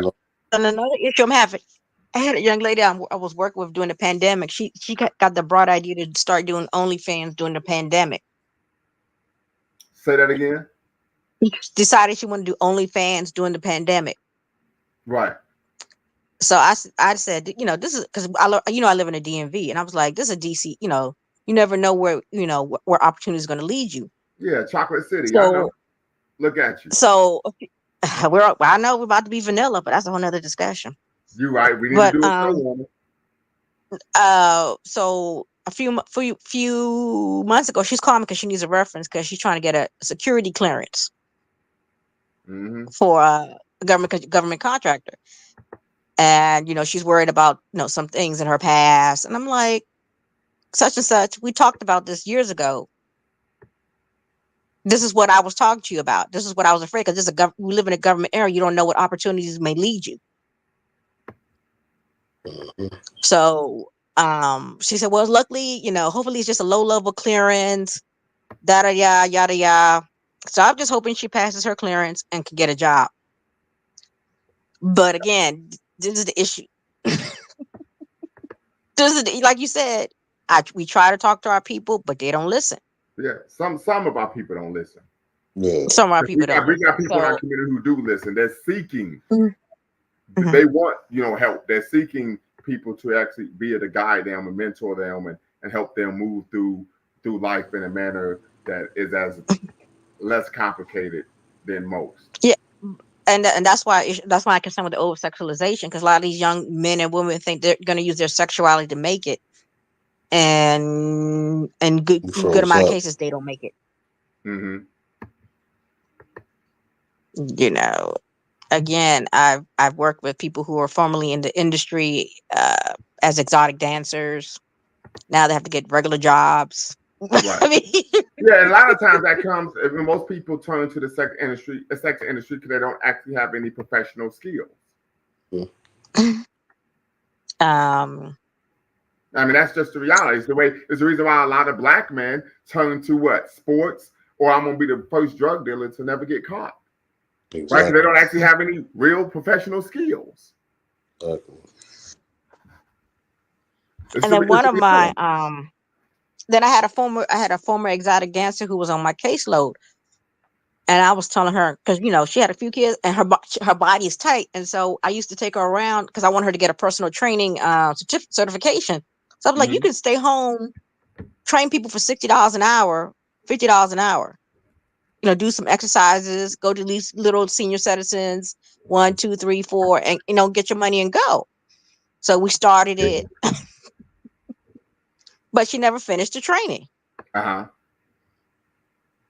So once again, pro woman, she said again we disagree. Economic conditions sometimes force women into prostitution. Men don't have to indulge in those women either. Well, I once again I disagree. I understand that economic conditions can make people desperate, but I would argue that's tantamount to men saying I'm going to hit a lick or rob a bank or commit a crime to make money. Once again, it comes down to I would argue a person's character or lack thereof, the person's sense of morality or lack thereof, and the person's sense of self-worth, to where you're willing to engage in behavior that may benefit you economically on the front end, but may be extremely disastrous on the back end. Right. For example, we know that people who engage in the sex industry have a high likelihood of being physically assaulted, kidnapped, and oftentimes even deleted, unfortunately. And yes, and that lady I was telling you about. There's a high likelihood that a person will contract a venereal disease, right? So once again, it shows a lack, in my opinion, a lack of kaumba, a lack of creativity, right? And so these are some of the issues, but we should never support this type of behavior. Mm-hmm. And the young lady I was telling you about, who I wanted to become, who was trying to help to become like a personal trainer, she was stalked. That's why she had to leave the industry. It was a whole nother issue, a whole story behind it. But the issue was certainly became an issue. Yeah, but yeah, I think that's a great example. When you're in those type of industries, sex industry, stripping, there are seedy individuals that congregate in those type of venues, right? So once again, you're putting yourself at risk, right? I've heard stories of women who were strippers, and men were following them home. Matter of fact, in the movie Players Club, there was an example of that. You're putting yourself at risk, right? Yeah. Recently, I just saw something on YouTube where I'm not sure what state it was, but the Uber driver tried to attack this lady picked her up from the club, taking her back home. I saw that as well. Yeah, and I think they arrested him, didn't they? I think he was arrested. He's being charged. I think he's even being held without bond. So good there. But yeah, we live in a dangerous world, a dangerous society, and I think it's incumbent upon ourselves to, one, be very strategic in the way we move. I know the gym I go to, when we leave the gym, brothers be like, be safe. Like literally they say, be safe. Right? Because we know we live in a dangerous world. And I think part of what we can do is try to be very intentional in terms of seeking to prevent putting ourselves in situations where there would be a chance for us to be physically harmed. True indeed. And I would never say that it's a person's fault for being kidnapped, sexually assaulted, so on and so forth. But I also know that we could do things to try to minimize that, right? So, for example, if I was walking in a bad neighborhood and I was mugged, no one would say, well, that's your fault. You shouldn't have been walking through a bad neighborhood. But I do know that I exacerbate the likelihood that I could be mugged if I'm walking through a bad neighborhood at night, waving $100 bills above my head. True indeed. So these are things that I think that we have to consider when we're having these conversations. But once again, family, if you're watching, make sure you hit the subscribe and the like button, thumbs up, thumbs up, thumbs up. Make sure you hit the notification bell. We're talking sex, drugs, and hip hop. Is it over for Diddy? Is hip hop under attack? Brother Chris, I'm gonna ask you a very straightforward question. Will Puff Daddy be exonerated? I don't think so. Okay. I think Puff Daddy will be convicted. When you look at the charges, when you look at the evidence, when you look at how the investigation is still ongoing, you know, and you know we don't know what else is going to come out. I think he's going to get convicted. I think if anything, there might be a likelihood that he might tell and try to get a lesser sentence, but I still think that lesser sentence will still be around 50, 60 years. I don't see him coming out of this getting exonerated at all. I have a couple friends of mine currently locked up in the federal penitentiary. You know, I study you know, this type of stuff. Understood. What about you, Sister Michelle? Do you believe Diddy will be Oh, found they're guilty? gonna convict him. He's gonna get convicted. Okay. I'm just waiting to see who's gonna go down with him. So you're making the argument that his attorney's efforts to defend him and of course support his innocence are futile. He can support his innocence all he wants, but he got too big for his britches. Got trying to do. He was trying to do too much. And you think you're not going to get caught? You're going to move all this lubricant? You're going to move all these drugs? No. Well, I don't think lubricant is the issue, but drugs absolutely is the issue of concern. So you gonna move on?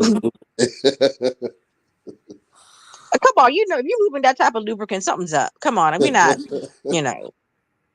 It's crazy. Somebody I seen people posting on Facebook like they found mad lubricant and baby oil but no condoms.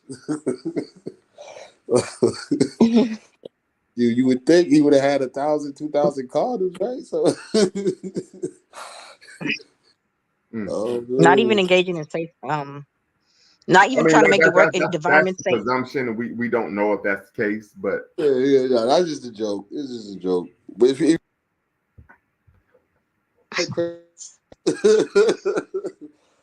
yeah, Pastor John says the old folks would say they're about to put a hurting on that boy. Yeah, I think, and they said that this didn't start until 2008. So he had already at that time he was already a mogul. He had already sold double, triple, quadruple platinum records.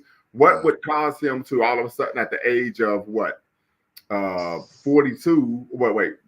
2008, that's 16 years ago, age of 38, decide that he wanted to engage in this type of non-traditional sexual behavior is beyond me. But now I think he's been possessed. I think he's possessed. He's been possessed. Oh my goodness. Possessed by what, sister? No, see. I truly believe he's been possessed. By what? Well, you're not in by the red Tupac man. was saying. Wait, hold on, real quick, hold on. Possessed by what? By the devil. Oh, okay. Well, that's not an adequate defense. He's still gonna be locked up. Yeah, but I think he was spiritually possessed because to think on that level, to do all those type of things, he was spiritually under siege. Have you ever read the Bible? Yeah, but I'm not a prolific reader of the Bible. But where the Bible ordained incest and pedophilia, and because it was the will of God. So I mean, you can make the argument that ain't got nothing to do with the devil. Yeah. So I mean, it's not going to hold up in. But you see how tongue in cheek that accusation is. Well, I believe he's something else. He's spiritually, under siege. Okay, gotcha. So Murder 100 says we have seen this man perform no crime and other than the crime of domestic violence against Cassie, and we still don't know all the facts on that one. Yes, so that's a good point there. Possessed by capitalism. That's a good one. No, that is a good one. Press the John, that's a good one. Maybe he can use that defense in court. The devil made me do it. I tell you what, it's never worked, right? That's never worked. So, I mean, Cassie said he blew up Kid Cudi's car, right? That's what she said. Yes. Kid Cudi confirmed his car was blown up. That right there is federal. You don't even have to say anything else. Just to have that type of money and status and to do that, that's federal right there alone. So for the person that said they didn't see no crime, that's a federal crime right there. Right. You don't have to get into anything else. That's the arson I think that they were talking about. Well, no, they said the arson was he threw a Molotov cocktail into someone's vehicle and the vehicle blew up. Oh, there you go. That was that Kid Cudi's car. They didn't say, right? They didn't say. But I know Cassie had said that was in her complaint. Yes, exactly. See, so that right there alone is federal. Anytime you're dealing with people that have a substantial amount of wealth and they're engaging in criminal activity, that's when the feds come. That means you're too big for the local and state police. There's dudes in the neighborhood that bring federal attention. Right. I'm sorry, I'm here. If you selling, I know if you selling fentanyl at a high level, you getting money at a high level. Yes, usually the feds come and investigate your situation. So that right there alone is federal. Right. So that's attempted murder. I'm surprised, but I don't know the facts on it if he's getting charged for it, but they have enough that they bypassing the things that they're going right to the things that they consider important, right to the things that they know they can get convictions on. So, once again, the feds don't come unless they got something. Right, and we know typically they don't miss. Exactly. Like literally, typically they do not miss. Exactly. So I think Diddy was just doing a lot. I think we all have to come to that harsh reality, even though, he is a black man. Like I said in the beginning of this, it's bittersweet for me. I grew up, looked up to Diddy, but right. At the same time, like he has to take accountability. Like some of these things is outrageous. Like, I'm from the hood and I've never heard some of the grimiest dudes I know do any of this stuff. You know what I'm saying? So it's another level. Understood. Yeah. That's why I said he's been spiritually taken over. What evidence? That's not our evidence, psyche. Once again, what evidence do you have to substantiate that? I have nothing to substantiate it. Okay. Brother Maximus, go right ahead. Okay. Hey, peace and blessing to everybody listening. I was just thinking that, being a fan also of music in general, that over the years you can see the downfall of Diddy, kind of coming along. And I really think it's more the social status that got him in this trouble. I think him being influenced by those rich white guys, being around them, seeing how they operate, take advantage of the college student, whatnot, it's a big influence. It makes them feel powerful, kind of like the sister was saying. I think that power kind of influenced him to act out more.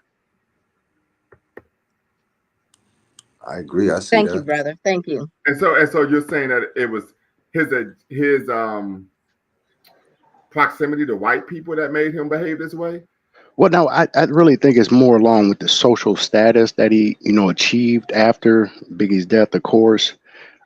He wasn't as popular prior to that. He was kind of in the background because he was the manager. But when he took over as being the forefront of Bad Boy Entertainment, he was always the progenitor and CEO of Bad Boy. Yeah.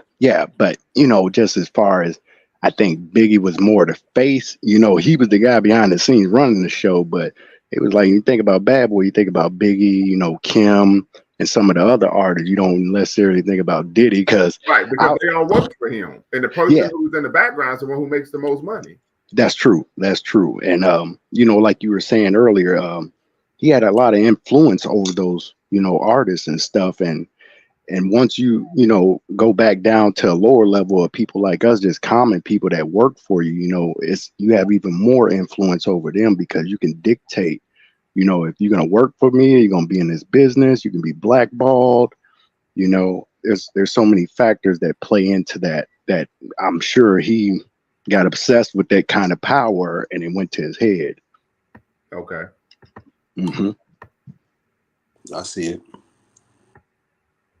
Yeah, being around them dudes, yeah. So once again, the argument that you're making is his proximity to white people caused him to become a sexual deviant.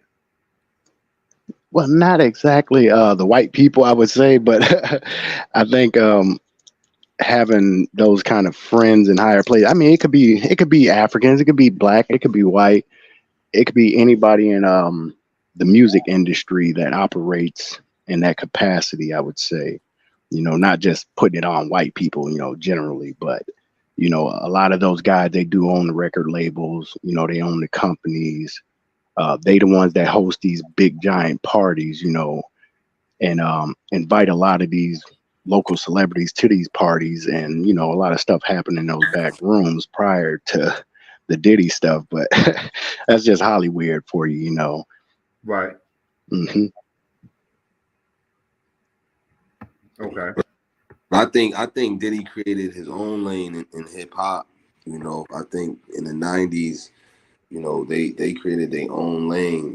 He was doing his thing with Bad Boy. They had a lot of he was really pushing his independent CEO type thing. I think, yeah, you're right in a sense where he did probably pick up some bad ways, but at the same time, these dudes was around their own type of people. I think he had, his own thing going on for a long time. I think Diddy's a bully. I think some white people probably scared of him, to be honest. I don't think dude was no type of pushover at all. I think he created his own lane, and maybe, yeah, he did take some things from these guys that took him under the wing, but I think ultimately he created his own lane and was doing his own thing. Oh, definitely, brother. I agree with that 100%, man. Just how we operate, we might take a little, pick and choose from different things and add to our own and create something new. And I think you're right about that. I think he kind of nitpicked what he wanted and what he liked and what he didn't like people doing. And even like you said, people are scared of him. He might have stuff on people or just intimidation because he's a street guy, and having that street cred in Harlem and stuff really plays a big factor. You can intimidate people. And I think he kind of learned that from seeing how Suge Knight operated out on the West Coast. Suge was a very intimidating guy, and he could definitely push his weight around and make people do what he wanted them to do. So, it all plays a factor. You got to think about how these guys were looking at stuff coming up in those early 90s and stuff. Yeah. And let's not forget, Tupac was saying a lot of this stuff back then. Tupac talking about the wild parties and the homosexual activity and shit. Now it makes sense. Yeah. My big brother was putting me on. He's he's a Tupac fan. He actually favors Tupac, so his nickname in the hood is Tupac. And every time, back, I take it before all this popped off. I want to say,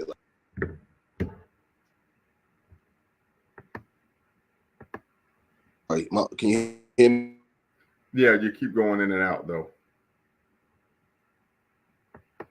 Going out, but around 4 or 5 years ago, before all this popped off, he was always telling me about the Tupac and Diddy beef from back in the day, and he'd be like, "Yo, Diddy's gay, right?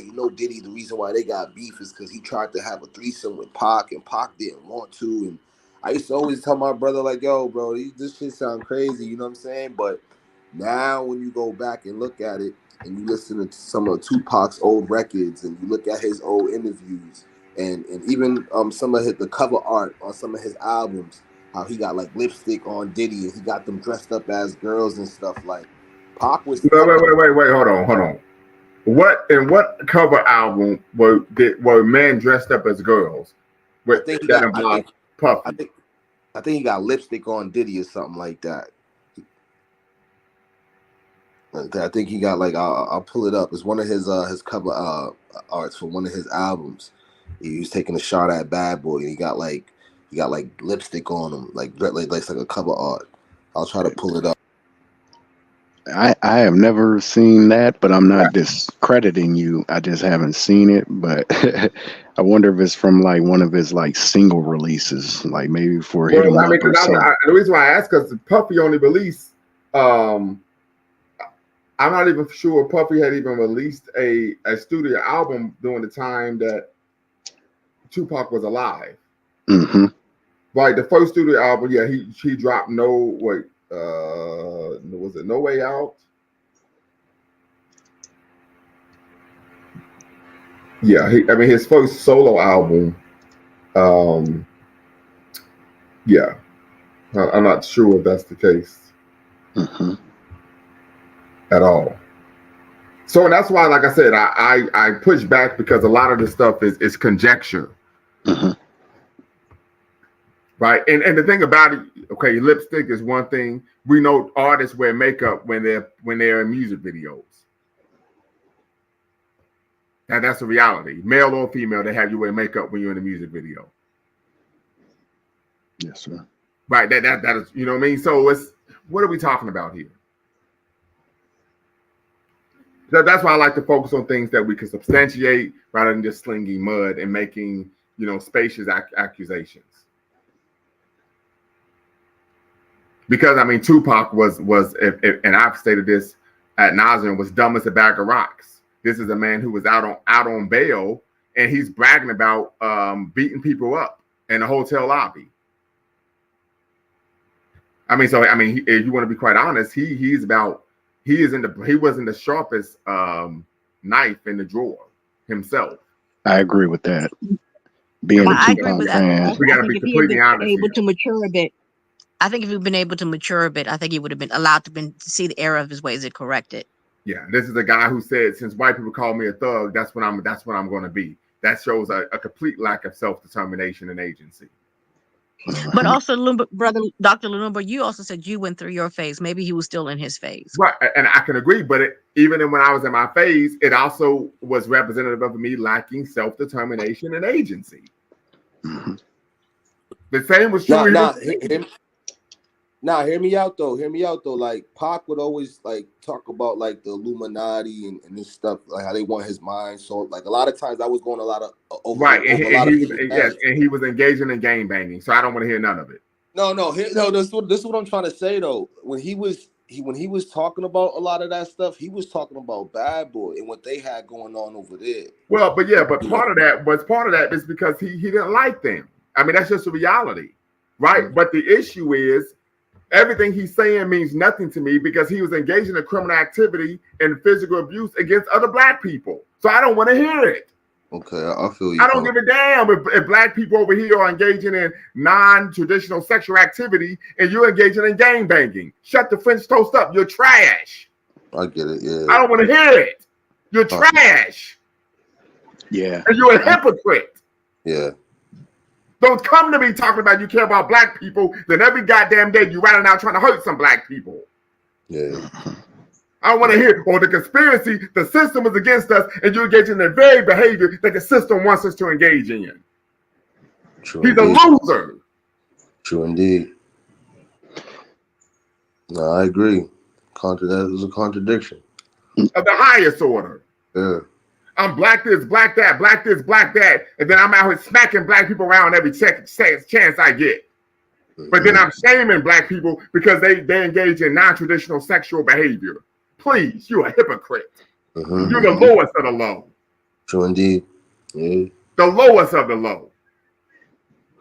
And we know, unfortunately, I know this because I work with a lot of our brothers and sisters who engage in non-traditional sexual behavior. That's one of the reasons that they're deleting themselves. Mm-hmm. They're still black. They still face the same issues that we do every day. Mm-hmm. Mm-hmm. True indeed. And we know traditionally in our culture, we were very tolerant of people who engage in non-traditional sexual behavior. And I know this because I read the history. I had the literature behind me. Oh wow, I didn't know that. Yes.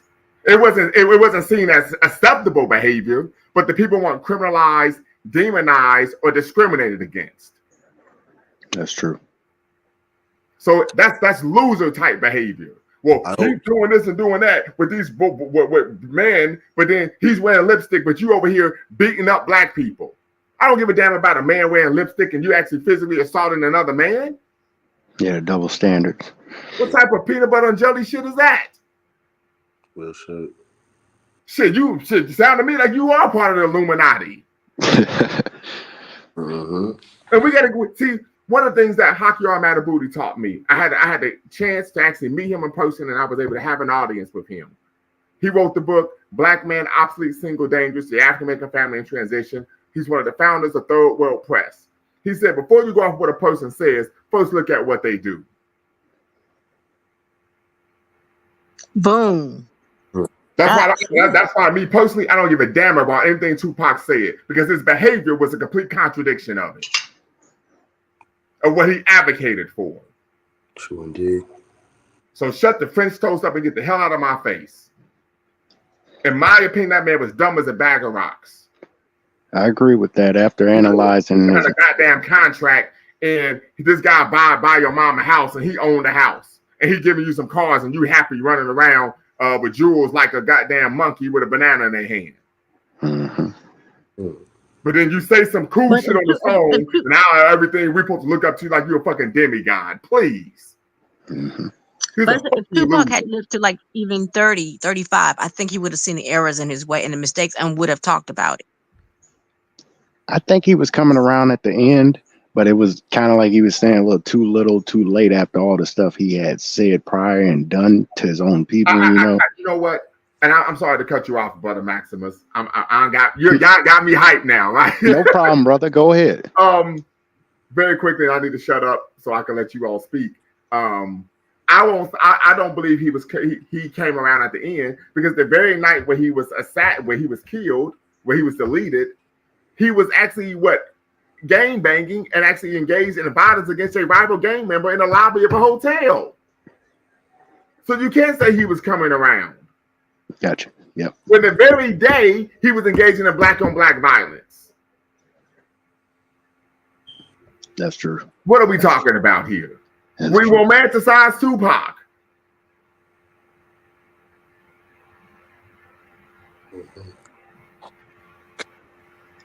Indeed. Yeah. Yes, sir. You don't think none of his songs were influential at all? Like, you don't have not one song of his that you thought was Brenda Got a Baby was influential. Yeah, I will say yes. Brenda Got a Baby. That was yes. Brenda Got a Baby was yes. Brenda Got a Baby for me was the one that hit. It's one I remember having a conversation with my son when he was 5 years old, and I was having a conversation with him about the importance of having good parents that actually love and care about you. And I showed him the video. I remember he was 5, and he was shocked when the girl threw the baby in a trash can. And I said, that's why it's so important to have good parents who actually love, care about you, and put your best interests at heart. Mm-hmm. Yeah. And early on in Pac's career, when he was coming out with records like that, he had more control over what he was putting out. Well, but I would disagree, because he was with Death Row.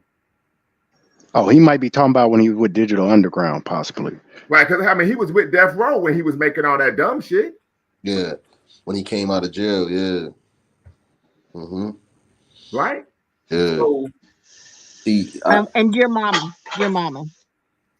Yeah, dear Mama. I mean, I don't like Dear Mama because he said, even though you were a crack queen, you were still a black queen. No, you cannot be a black queen if you're smoking. I've seen women. No, if you love dope more than your own child, you are not a queen. You are not a king. You are not royalty. You are trash.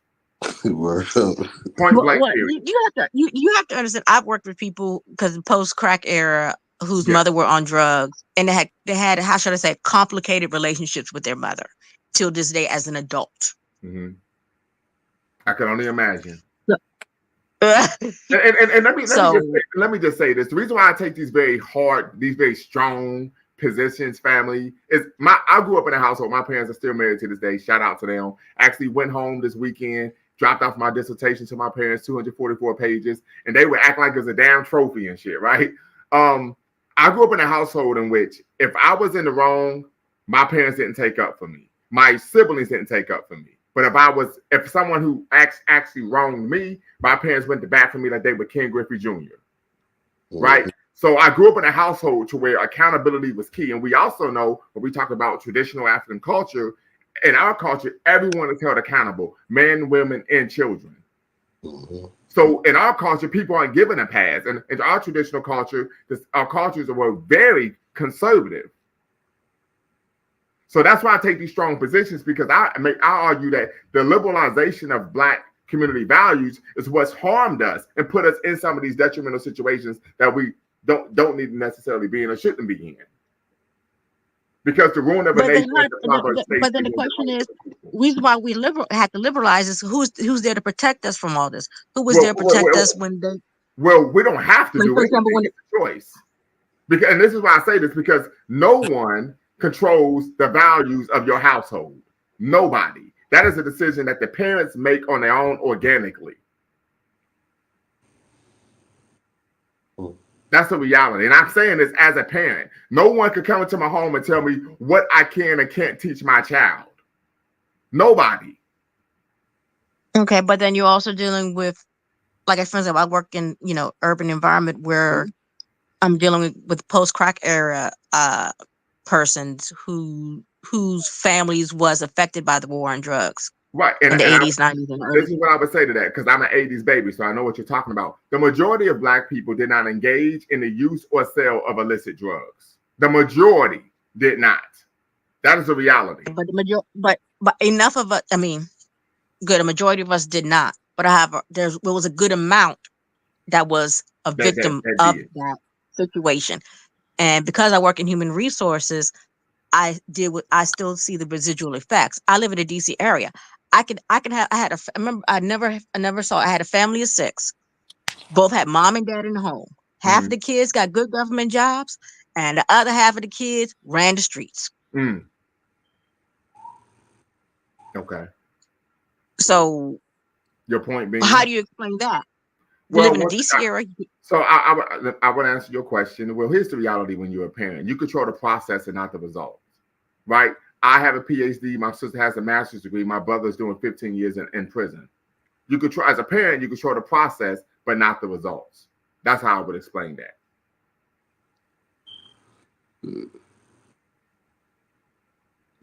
And that has nothing to do with drugs.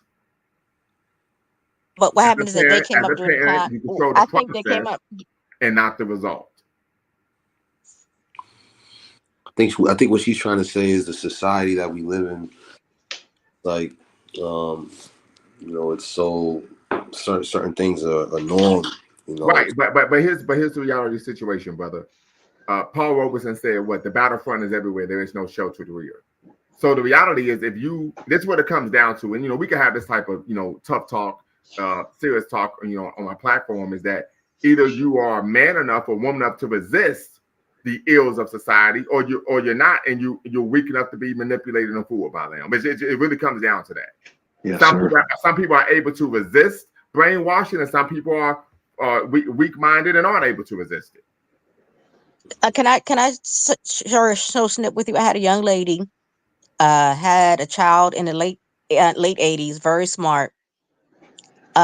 Great aunt stepped in, took the baby, put her in a car, and sent her to college. She said if her aunt did not do that for her, she would have gotten caught up. What happened to a lot of our people? I don't think, for some people, there wasn't someone strong enough to come into their lives and say, you know what, I'm taking control. Well, once again, you're making a presumption. You're making a presumption. What we do know is that there are some people who were raised right and had those type of people in their lives, and they chose to go the opposite direction. That's the reality. It isn't a situation. Why is it more so in our community than in other communities? Well, one, I would say we don't know that. We only know what happens in our community because we're in our community. We don't know what takes place in other people's communities because we're not there. The second issue I would make is the presumption that if someone somehow ends up, living a deviant lifestyle, and that's because the community failed them, I think it's farcical. We know far too many situations in our personal lives where people had the right people in their lives, were telling them the right things, and they chose to do whatever the French toast they wanted. That is a reality. You control the process and not the result. I know a young man when I was in high school. He was 6'3", 225 pounds, and won the 100-meter dash in the city championship. He was recruited as a 4-star linebacker to play for The Ohio State University. The coaches walked him to class his first day. The coaches leave out of the classroom. He gets up, goes back to his dorm, and starts smoking weed. He ends up being an academic casualty. You control the process, but not the result. That is a reality in everything in life. And some people don't do well, and it's not because we failed them, but they simply didn't do well. Mm-hmm. That is a reality. I used to box. There are some people who naturally can take a punch and some people who can't, no matter how much training they got.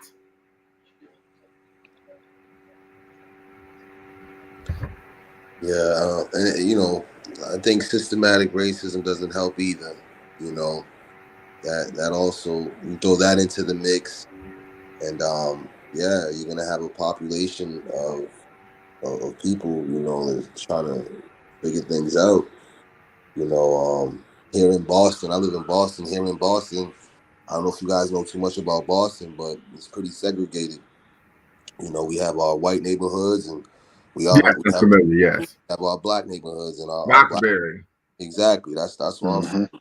Our black neighborhoods, like she's touching on a lot of violence, a lot of murder, robbery, things like that. So I understand where you're coming from. Why does this happen among us? And I think it goes back to the studies that they've done on systematic racism and what happens when you take resources from a community. What happens when little black boys can't be a part of the boys club, right? They start to do what? Form their own gangs. But most black men, most black women, we're not naturally bad. We want better for ourselves and for our families. It's unfortunate. But if I could, a lot of these situations, these children are growing up in households that are criminal incubators where there is no oversight or actually discipline. And the reason why I say that is because what caused them to become criminal incubators in the first place? Because as a people, we're not criminals. Circumstances have made us criminals. I would push back against that. As someone who was formerly a miscreant, I would know better because I've been behind the wall before, and I was in there with people who grew up in gated communities, 2-parent households, and the parents are making $250,000 a year, and they still chose to engage in these type of deviant behaviors that caused them to get football years. So I know better. That is a narrative, but it's not reflective of reality. Yeah.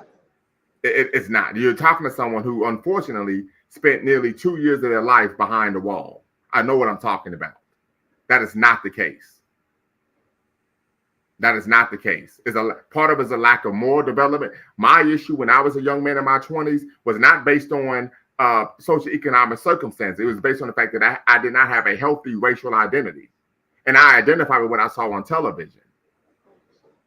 Because until I went to college and actually started studying Black studies, and I stopped identifying with what I saw on television. I realized I was being brainwashed. That had nothing to do with circumstances, socioeconomically. Yeah, I agree with that. It's choices. But you said something at 22. You came back home.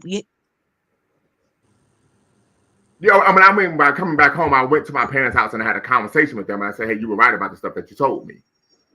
Mm-hmm. That's what I meant by coming back home. But the other issue is oftentimes the children are simply growing up in households where there's no accountability, no discipline. Michelle said why.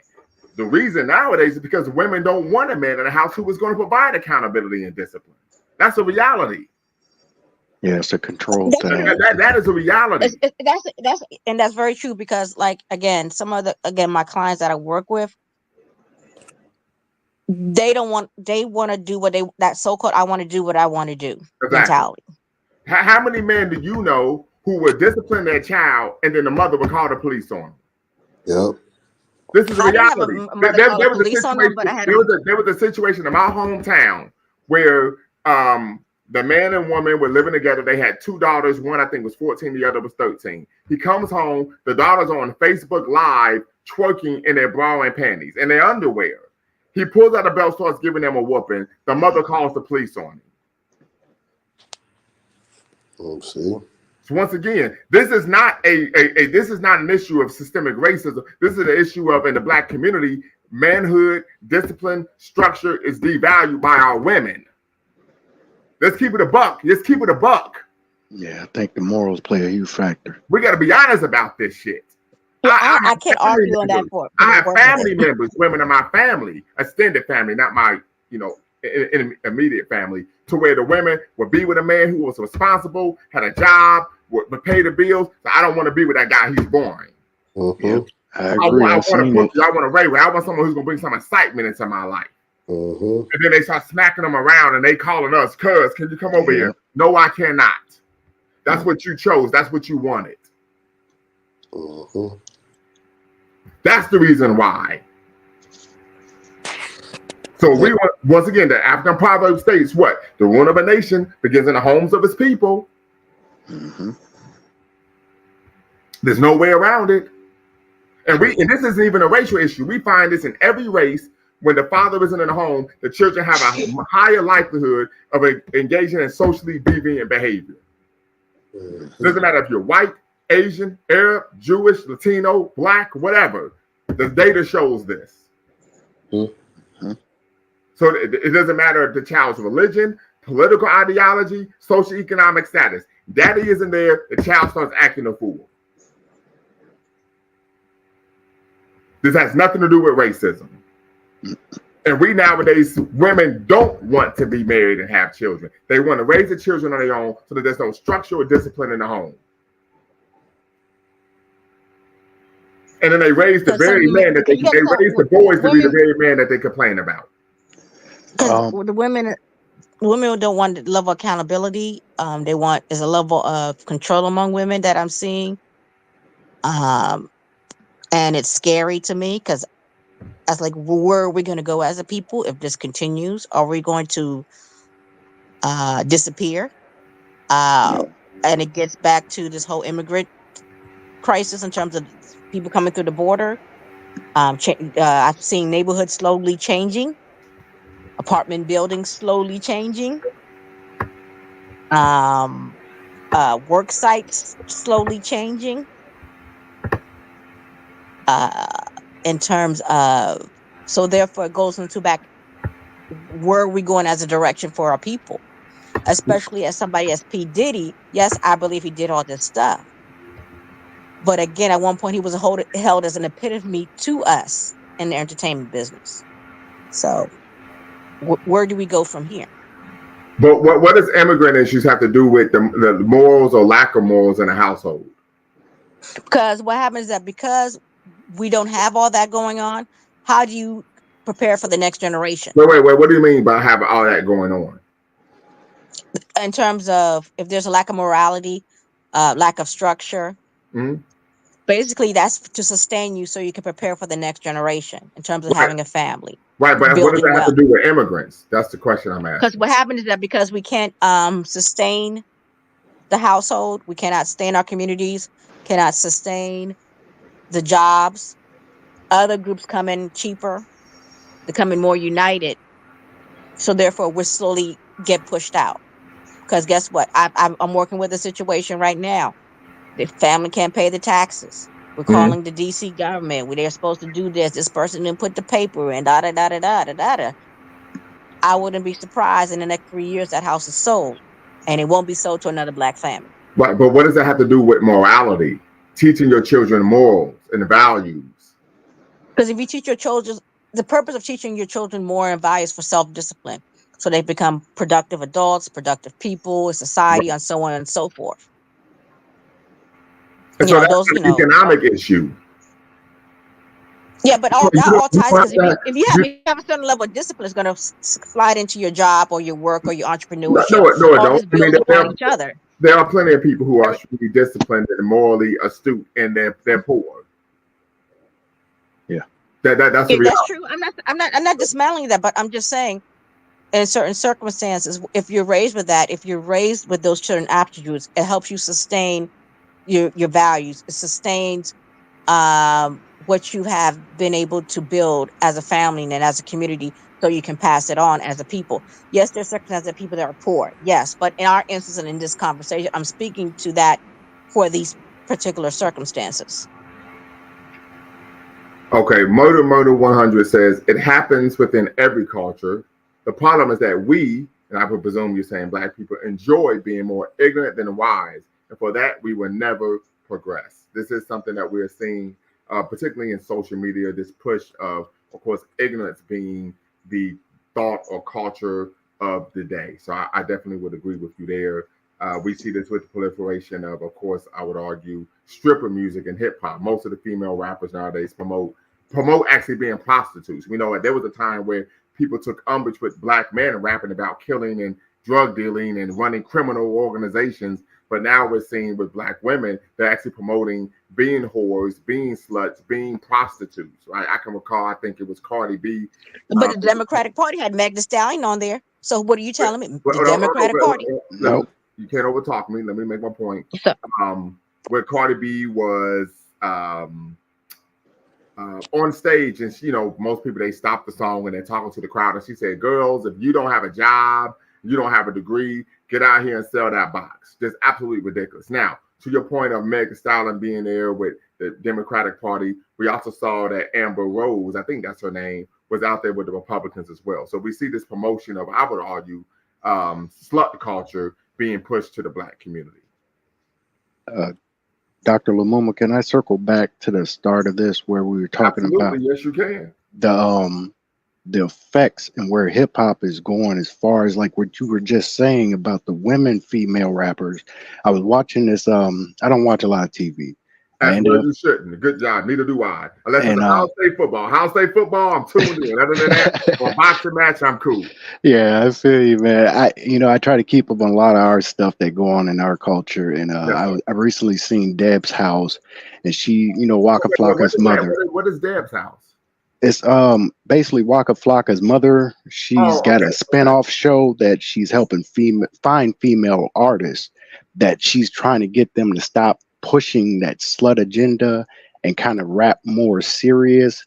But watching the show, man, I just seen what we were talking about in a full effect. Is basically our own people taking advantage of our own people, you know what I mean, for financial gains. And it just exposed a lot of the shady side of the music business and how people get in and how certain people get over. And you might not even have talent. You just got the look, or somebody. And they'll push you straight to the top. But as soon as you get up there, like you said, it's choices, man. You made the choice to be taken advantage of. Nobody forced you into anything. A lot of this stuff comes down to your morals, like you said, man. And I stand on that so much, because I myself had to reevaluate myself 10 years ago and say, hey, man, this ain't me. This ain't who I want to be. This ain't who I grew up to be. This ain't who my parents expected me to be. I know better. I'm going to do better. And I don't care what anybody else does around me. I just want to make myself better and educate myself more. And I put a lot of stuff aside, and it's choices, and it's all about your character. But I noticed a lot of these people, man, unfortunately being here in America, is a capitalistic thing. And a lot of people just want to get ahead and live a successful life. But a lot of them get there, like you said, and you knew those rich kids that were locked up and behind those walls, and it's the same thing. It doesn't matter how much money you got; you can't escape the reality of what we're in, and you got to face that head on. And if I could, very quickly, I recall when the young man, when he realized he was going to go to prison, he was super quiet in the cell, and he was like 5'8", 145 pounds. It was all cool and stuff. Yeah, right, like. A lot of these issues on social economic, a lot of young men, and I can speak to this because I was a young man at one point, they engage in the behavior because they think it's cool. Yeah. Straight up, they think it's cool. Yep. Like you said, you see a lot of that stuff on TV, and that's what's brainwashing our kids, unfortunately, today. And I noticed, like you were saying, I watched a lot of those guys growing up, Tupac and Biggie, and we used to idolize those people until you realize, like, yeah, these people don't fucking have any sense, man. They're basically puppets, being pulled on a string or allowed to do only so much and speak so much about certain stuff that, the higher ups may allow them to speak on. Because if they were talking about anything productive, it would get cut off short. You know what I mean? Yep. Yeah, that's true.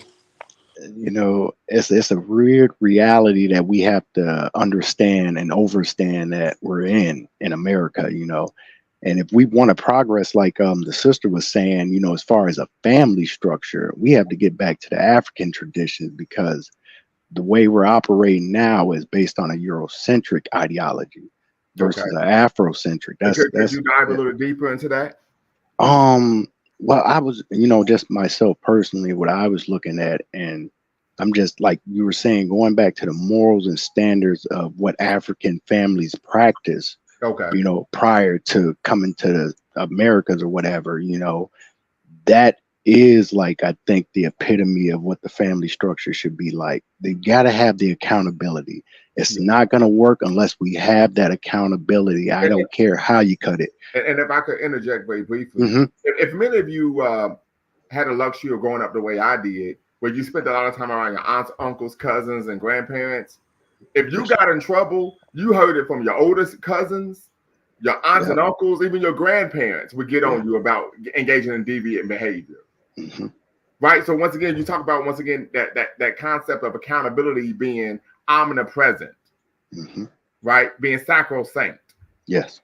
Yeah, and remember, the part of it was you are shaming the family. You're making our family look bad. That's right. We would be told that. I remember being in first grade and I got in trouble. My mom was like, if you're going to be acting like this, I don't know if I want you to be my little boy anymore. That's right. Like, damn. I was like, damn. That was the fear, man, of being disenfranchised from your own family. Absolutely. And the thing about it, I would argue that that's one of the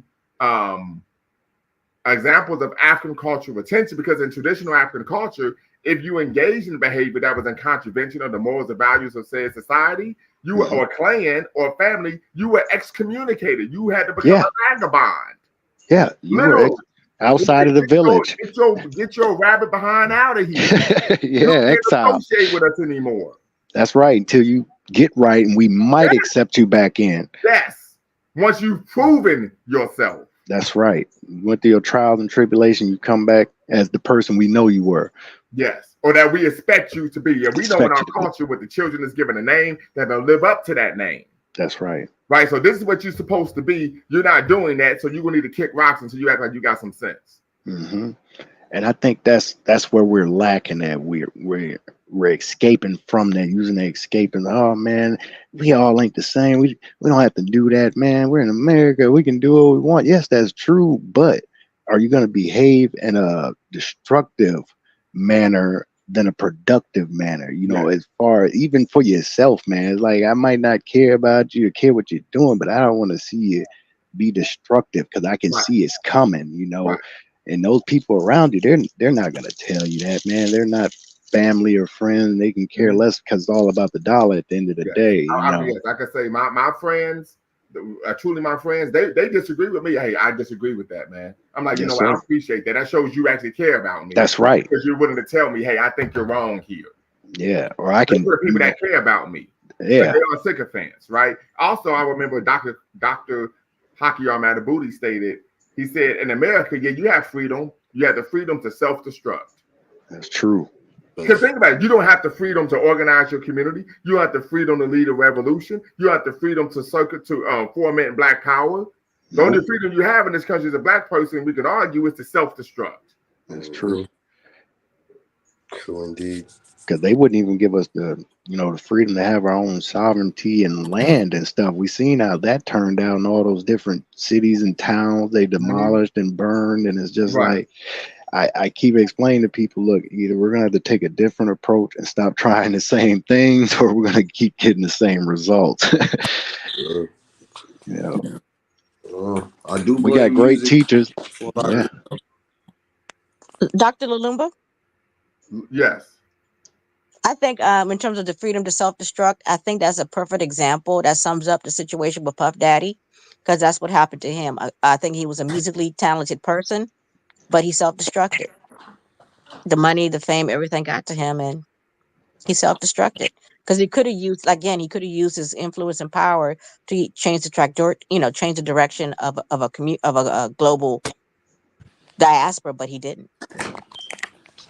I agree with that. Like a lot of them could have, in my opinion, been very influential in the change of a lot of stuff, but they kind of chose not to. Or if they didn't choose not to, they weren't allowed to because it would disrupt. But he was allowed to have sex Oh, trafficking and oh yeah. racketeering.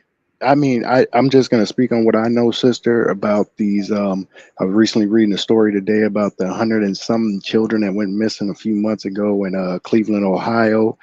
And I know about that sex trafficking ring because it's up here in Minnesota as well. They caught some guys up here that were connected in Buffalo, New York. They were connected all over America, selling children body parts and children for sex, trafficking and stuff like that. And it's a really deep network, and you'd be surprised who's involved in that kind of activity. Like he said, Dr. Lumumba said, there's a lot of shady guys in these places Yeah. that you wouldn't expect. They look like blue collar and white Yeah. collar guys, and Yeah. they're there. Trust me. I'm glad you brought that up because Ohio, a lot of the Midwest is one of the hotbeds of sex trafficking because it's close to the Canadian border. You can get out of the country rather quickly. I would say this with my children. I never left my children alone anywhere. Anything they was involved in, be sports, extracurricular, it could be something in the community. I always was there with them. Yes, sir. Always. And I can recall there was a time I was hosting a Kwanzaa celebration in Cincinnati. So this is probably about 8 years ago. My daughter was 6, and she had on a kente cloth outfit with a head wrap. And not a young man, an older gentleman who was older than me, probably about 20 years, was like, "Oh, she's so pretty. Can I give her some money?" And I almost lost it. I had to remember I was hosting the event. Yeah. So Man. when you say, these are situations where these are individuals who may be hiding in plain view. Yeah. Right. And so I took the position, and part of this is just, giving thanks for how my parents were. I just never trusted anyone with my children. Yes, and sir. I made it very clear. My daughter was like, "I know how you are. If somebody even attempts to do something, you're going to turn into Bruce Wayne." That's right. That's right. She would say that because go right ahead.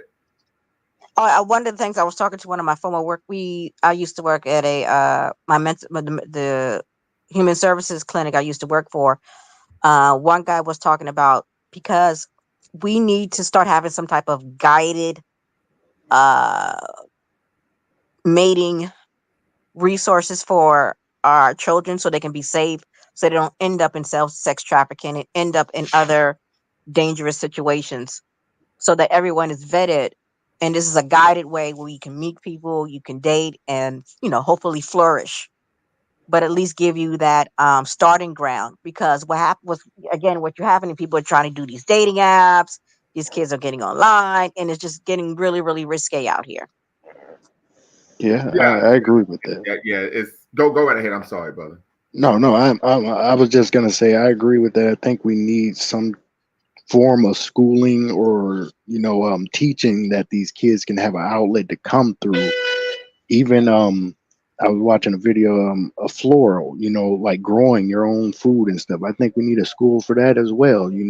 There's a lot of those little things that we need for these kids to be productive, growing up, and self-sufficient too, not dependent on the government or said government, to provide substance and nourishment and education to us. I think we have to get back to teaching ourselves and stuff. Right. Yeah, I'm a huge advocate of formal and informal education. Formal in terms of having a particular certificate or credential so that you could go out and have a lucrative career, but informal as well in terms of learning to love yourself, being knowledgeable of your history, heritage, and culture, having a healthy racial identity. So you don't, like I did 2 decades ago, fall into the pitfalls and traps that society has waiting for you.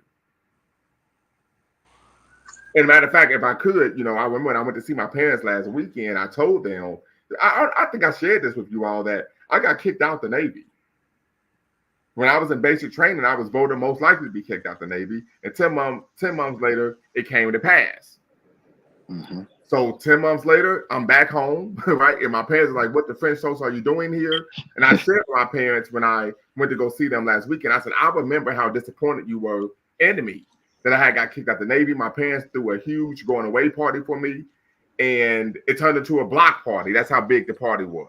Wow. And 10 months later, I'm back home. So, you know, they're like, what the hell? You know, Yeah. It was embarrassing. So I told my parents that me earning my doctorate was a way of making up for that disappointment. And my dad said, son, you made up for that a long time ago.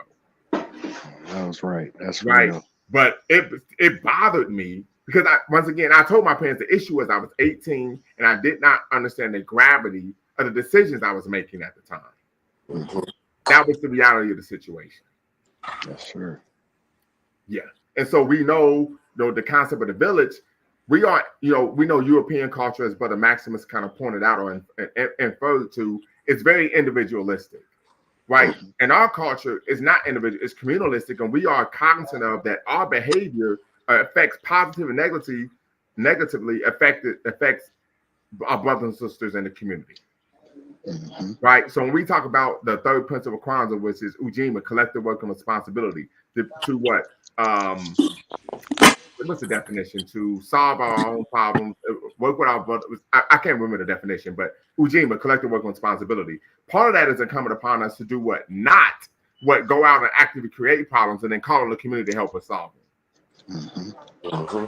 Right? Because now you're using other people. That's right. Okay. Yeah. Okay. So very quickly, and then we're going to close out, family. I really appreciate everyone for tapping in. If you're watching, make sure you hit the thumbs up button, subscribe, and like. You're watching, of course, the dual stream with LumumbaSpeaks.com, a Black Empowerment Initiative, where we believe we can gain a competitive advantage by always betting on Black. And, of course, Bequaline Network, the Pan-African social media extraordinaire, the home of African-centered news and information. And we're about to close out. But if Diddy seeks a plea deal, who do you think are individuals that he may name as a way of cooperating with the government? I'm gonna go first. I was talking with my shorty about this. My top 5 dudes that's probably most likely gonna be in the hot seat. At number 1, I got Jay-Z. Number 2, I got Rick Ross. Number 3, DJ Khaled. 4, I feel like Clyde Davis. And 5, I would go with like someone like I'd say what's his name? He just stepped down.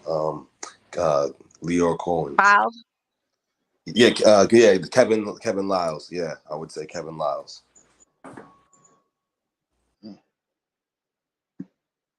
Kevin Lyles. Yep, that's my 5. He just stepped down as well. Yep. Well, I don't know the industry that well, but just from what I would think, like he was saying, I would definitely think probably Jay-Z. But why Jay-Z? They got a lot of rumors out there on the East Coast about Jay-Z outside of the Diddy thing, just him, allegedly snitching on them when they tried to do the big deal and get away from the major labels. Apparently Jay-Z was one of the people that ousted everybody, allegedly. But that was one of the thing. And a lot of one of my mentors, he actually is from the East Coast, and he said there's a lot of paperwork on Jay-Z in prison as far as snitching on people and stuff like that. But you won't hear about it because that's hush hush. But it's just, I think Jay-Z is one of those kind of people, he knows how to avoid the scene and he plays the background very well. So if he was in on it, it's going to be hard to tie him to it, but I'm sure he might throw the name out there. I would think R. Kelly probably be on that list, maybe even Keith Sweat, knowing, that Leah stuff with them and just allegedly, but it's just like, there's some weird people out there that might be in this, or on that list. I'm sure there might be some stuff with Mary J. Blige on that list. I mean, not that she was involved. I mean, part of it, but she might have, been a victim of it. So it's just crazy to think about who might come out in that list. Okay. Sister Michelle. I think my Andre Harrell, I think he passed away about 2 years ago. I think some things maybe be revealed about him. Again, I'm a second Jay-Z and even possibly Dame Dash. Mm. Yeah. Wow. Okay.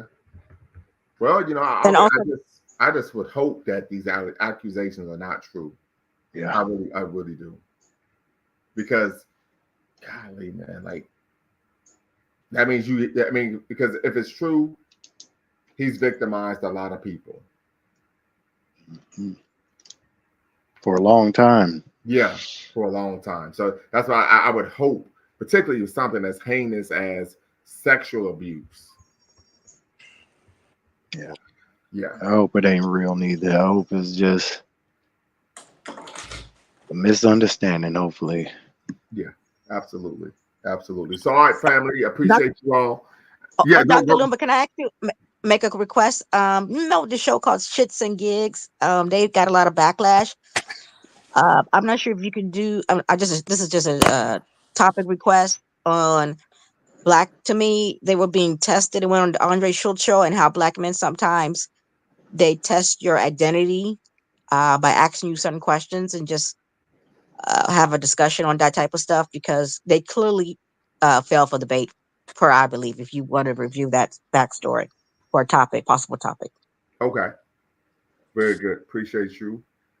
Once again, family, you all could tap in at any time. We're going to be back live on Sunday at noon, 12 noon, where we're going to be doing a show on does higher education matter in the black community. So we're going to have a conversation regarding higher education in the black community. So make sure you tap in. Be there, be square. Until next time, you all know what to do. Always bet on black. Peace. All right. Y'all have a good night. Thank you. Peace. You too. Thank you.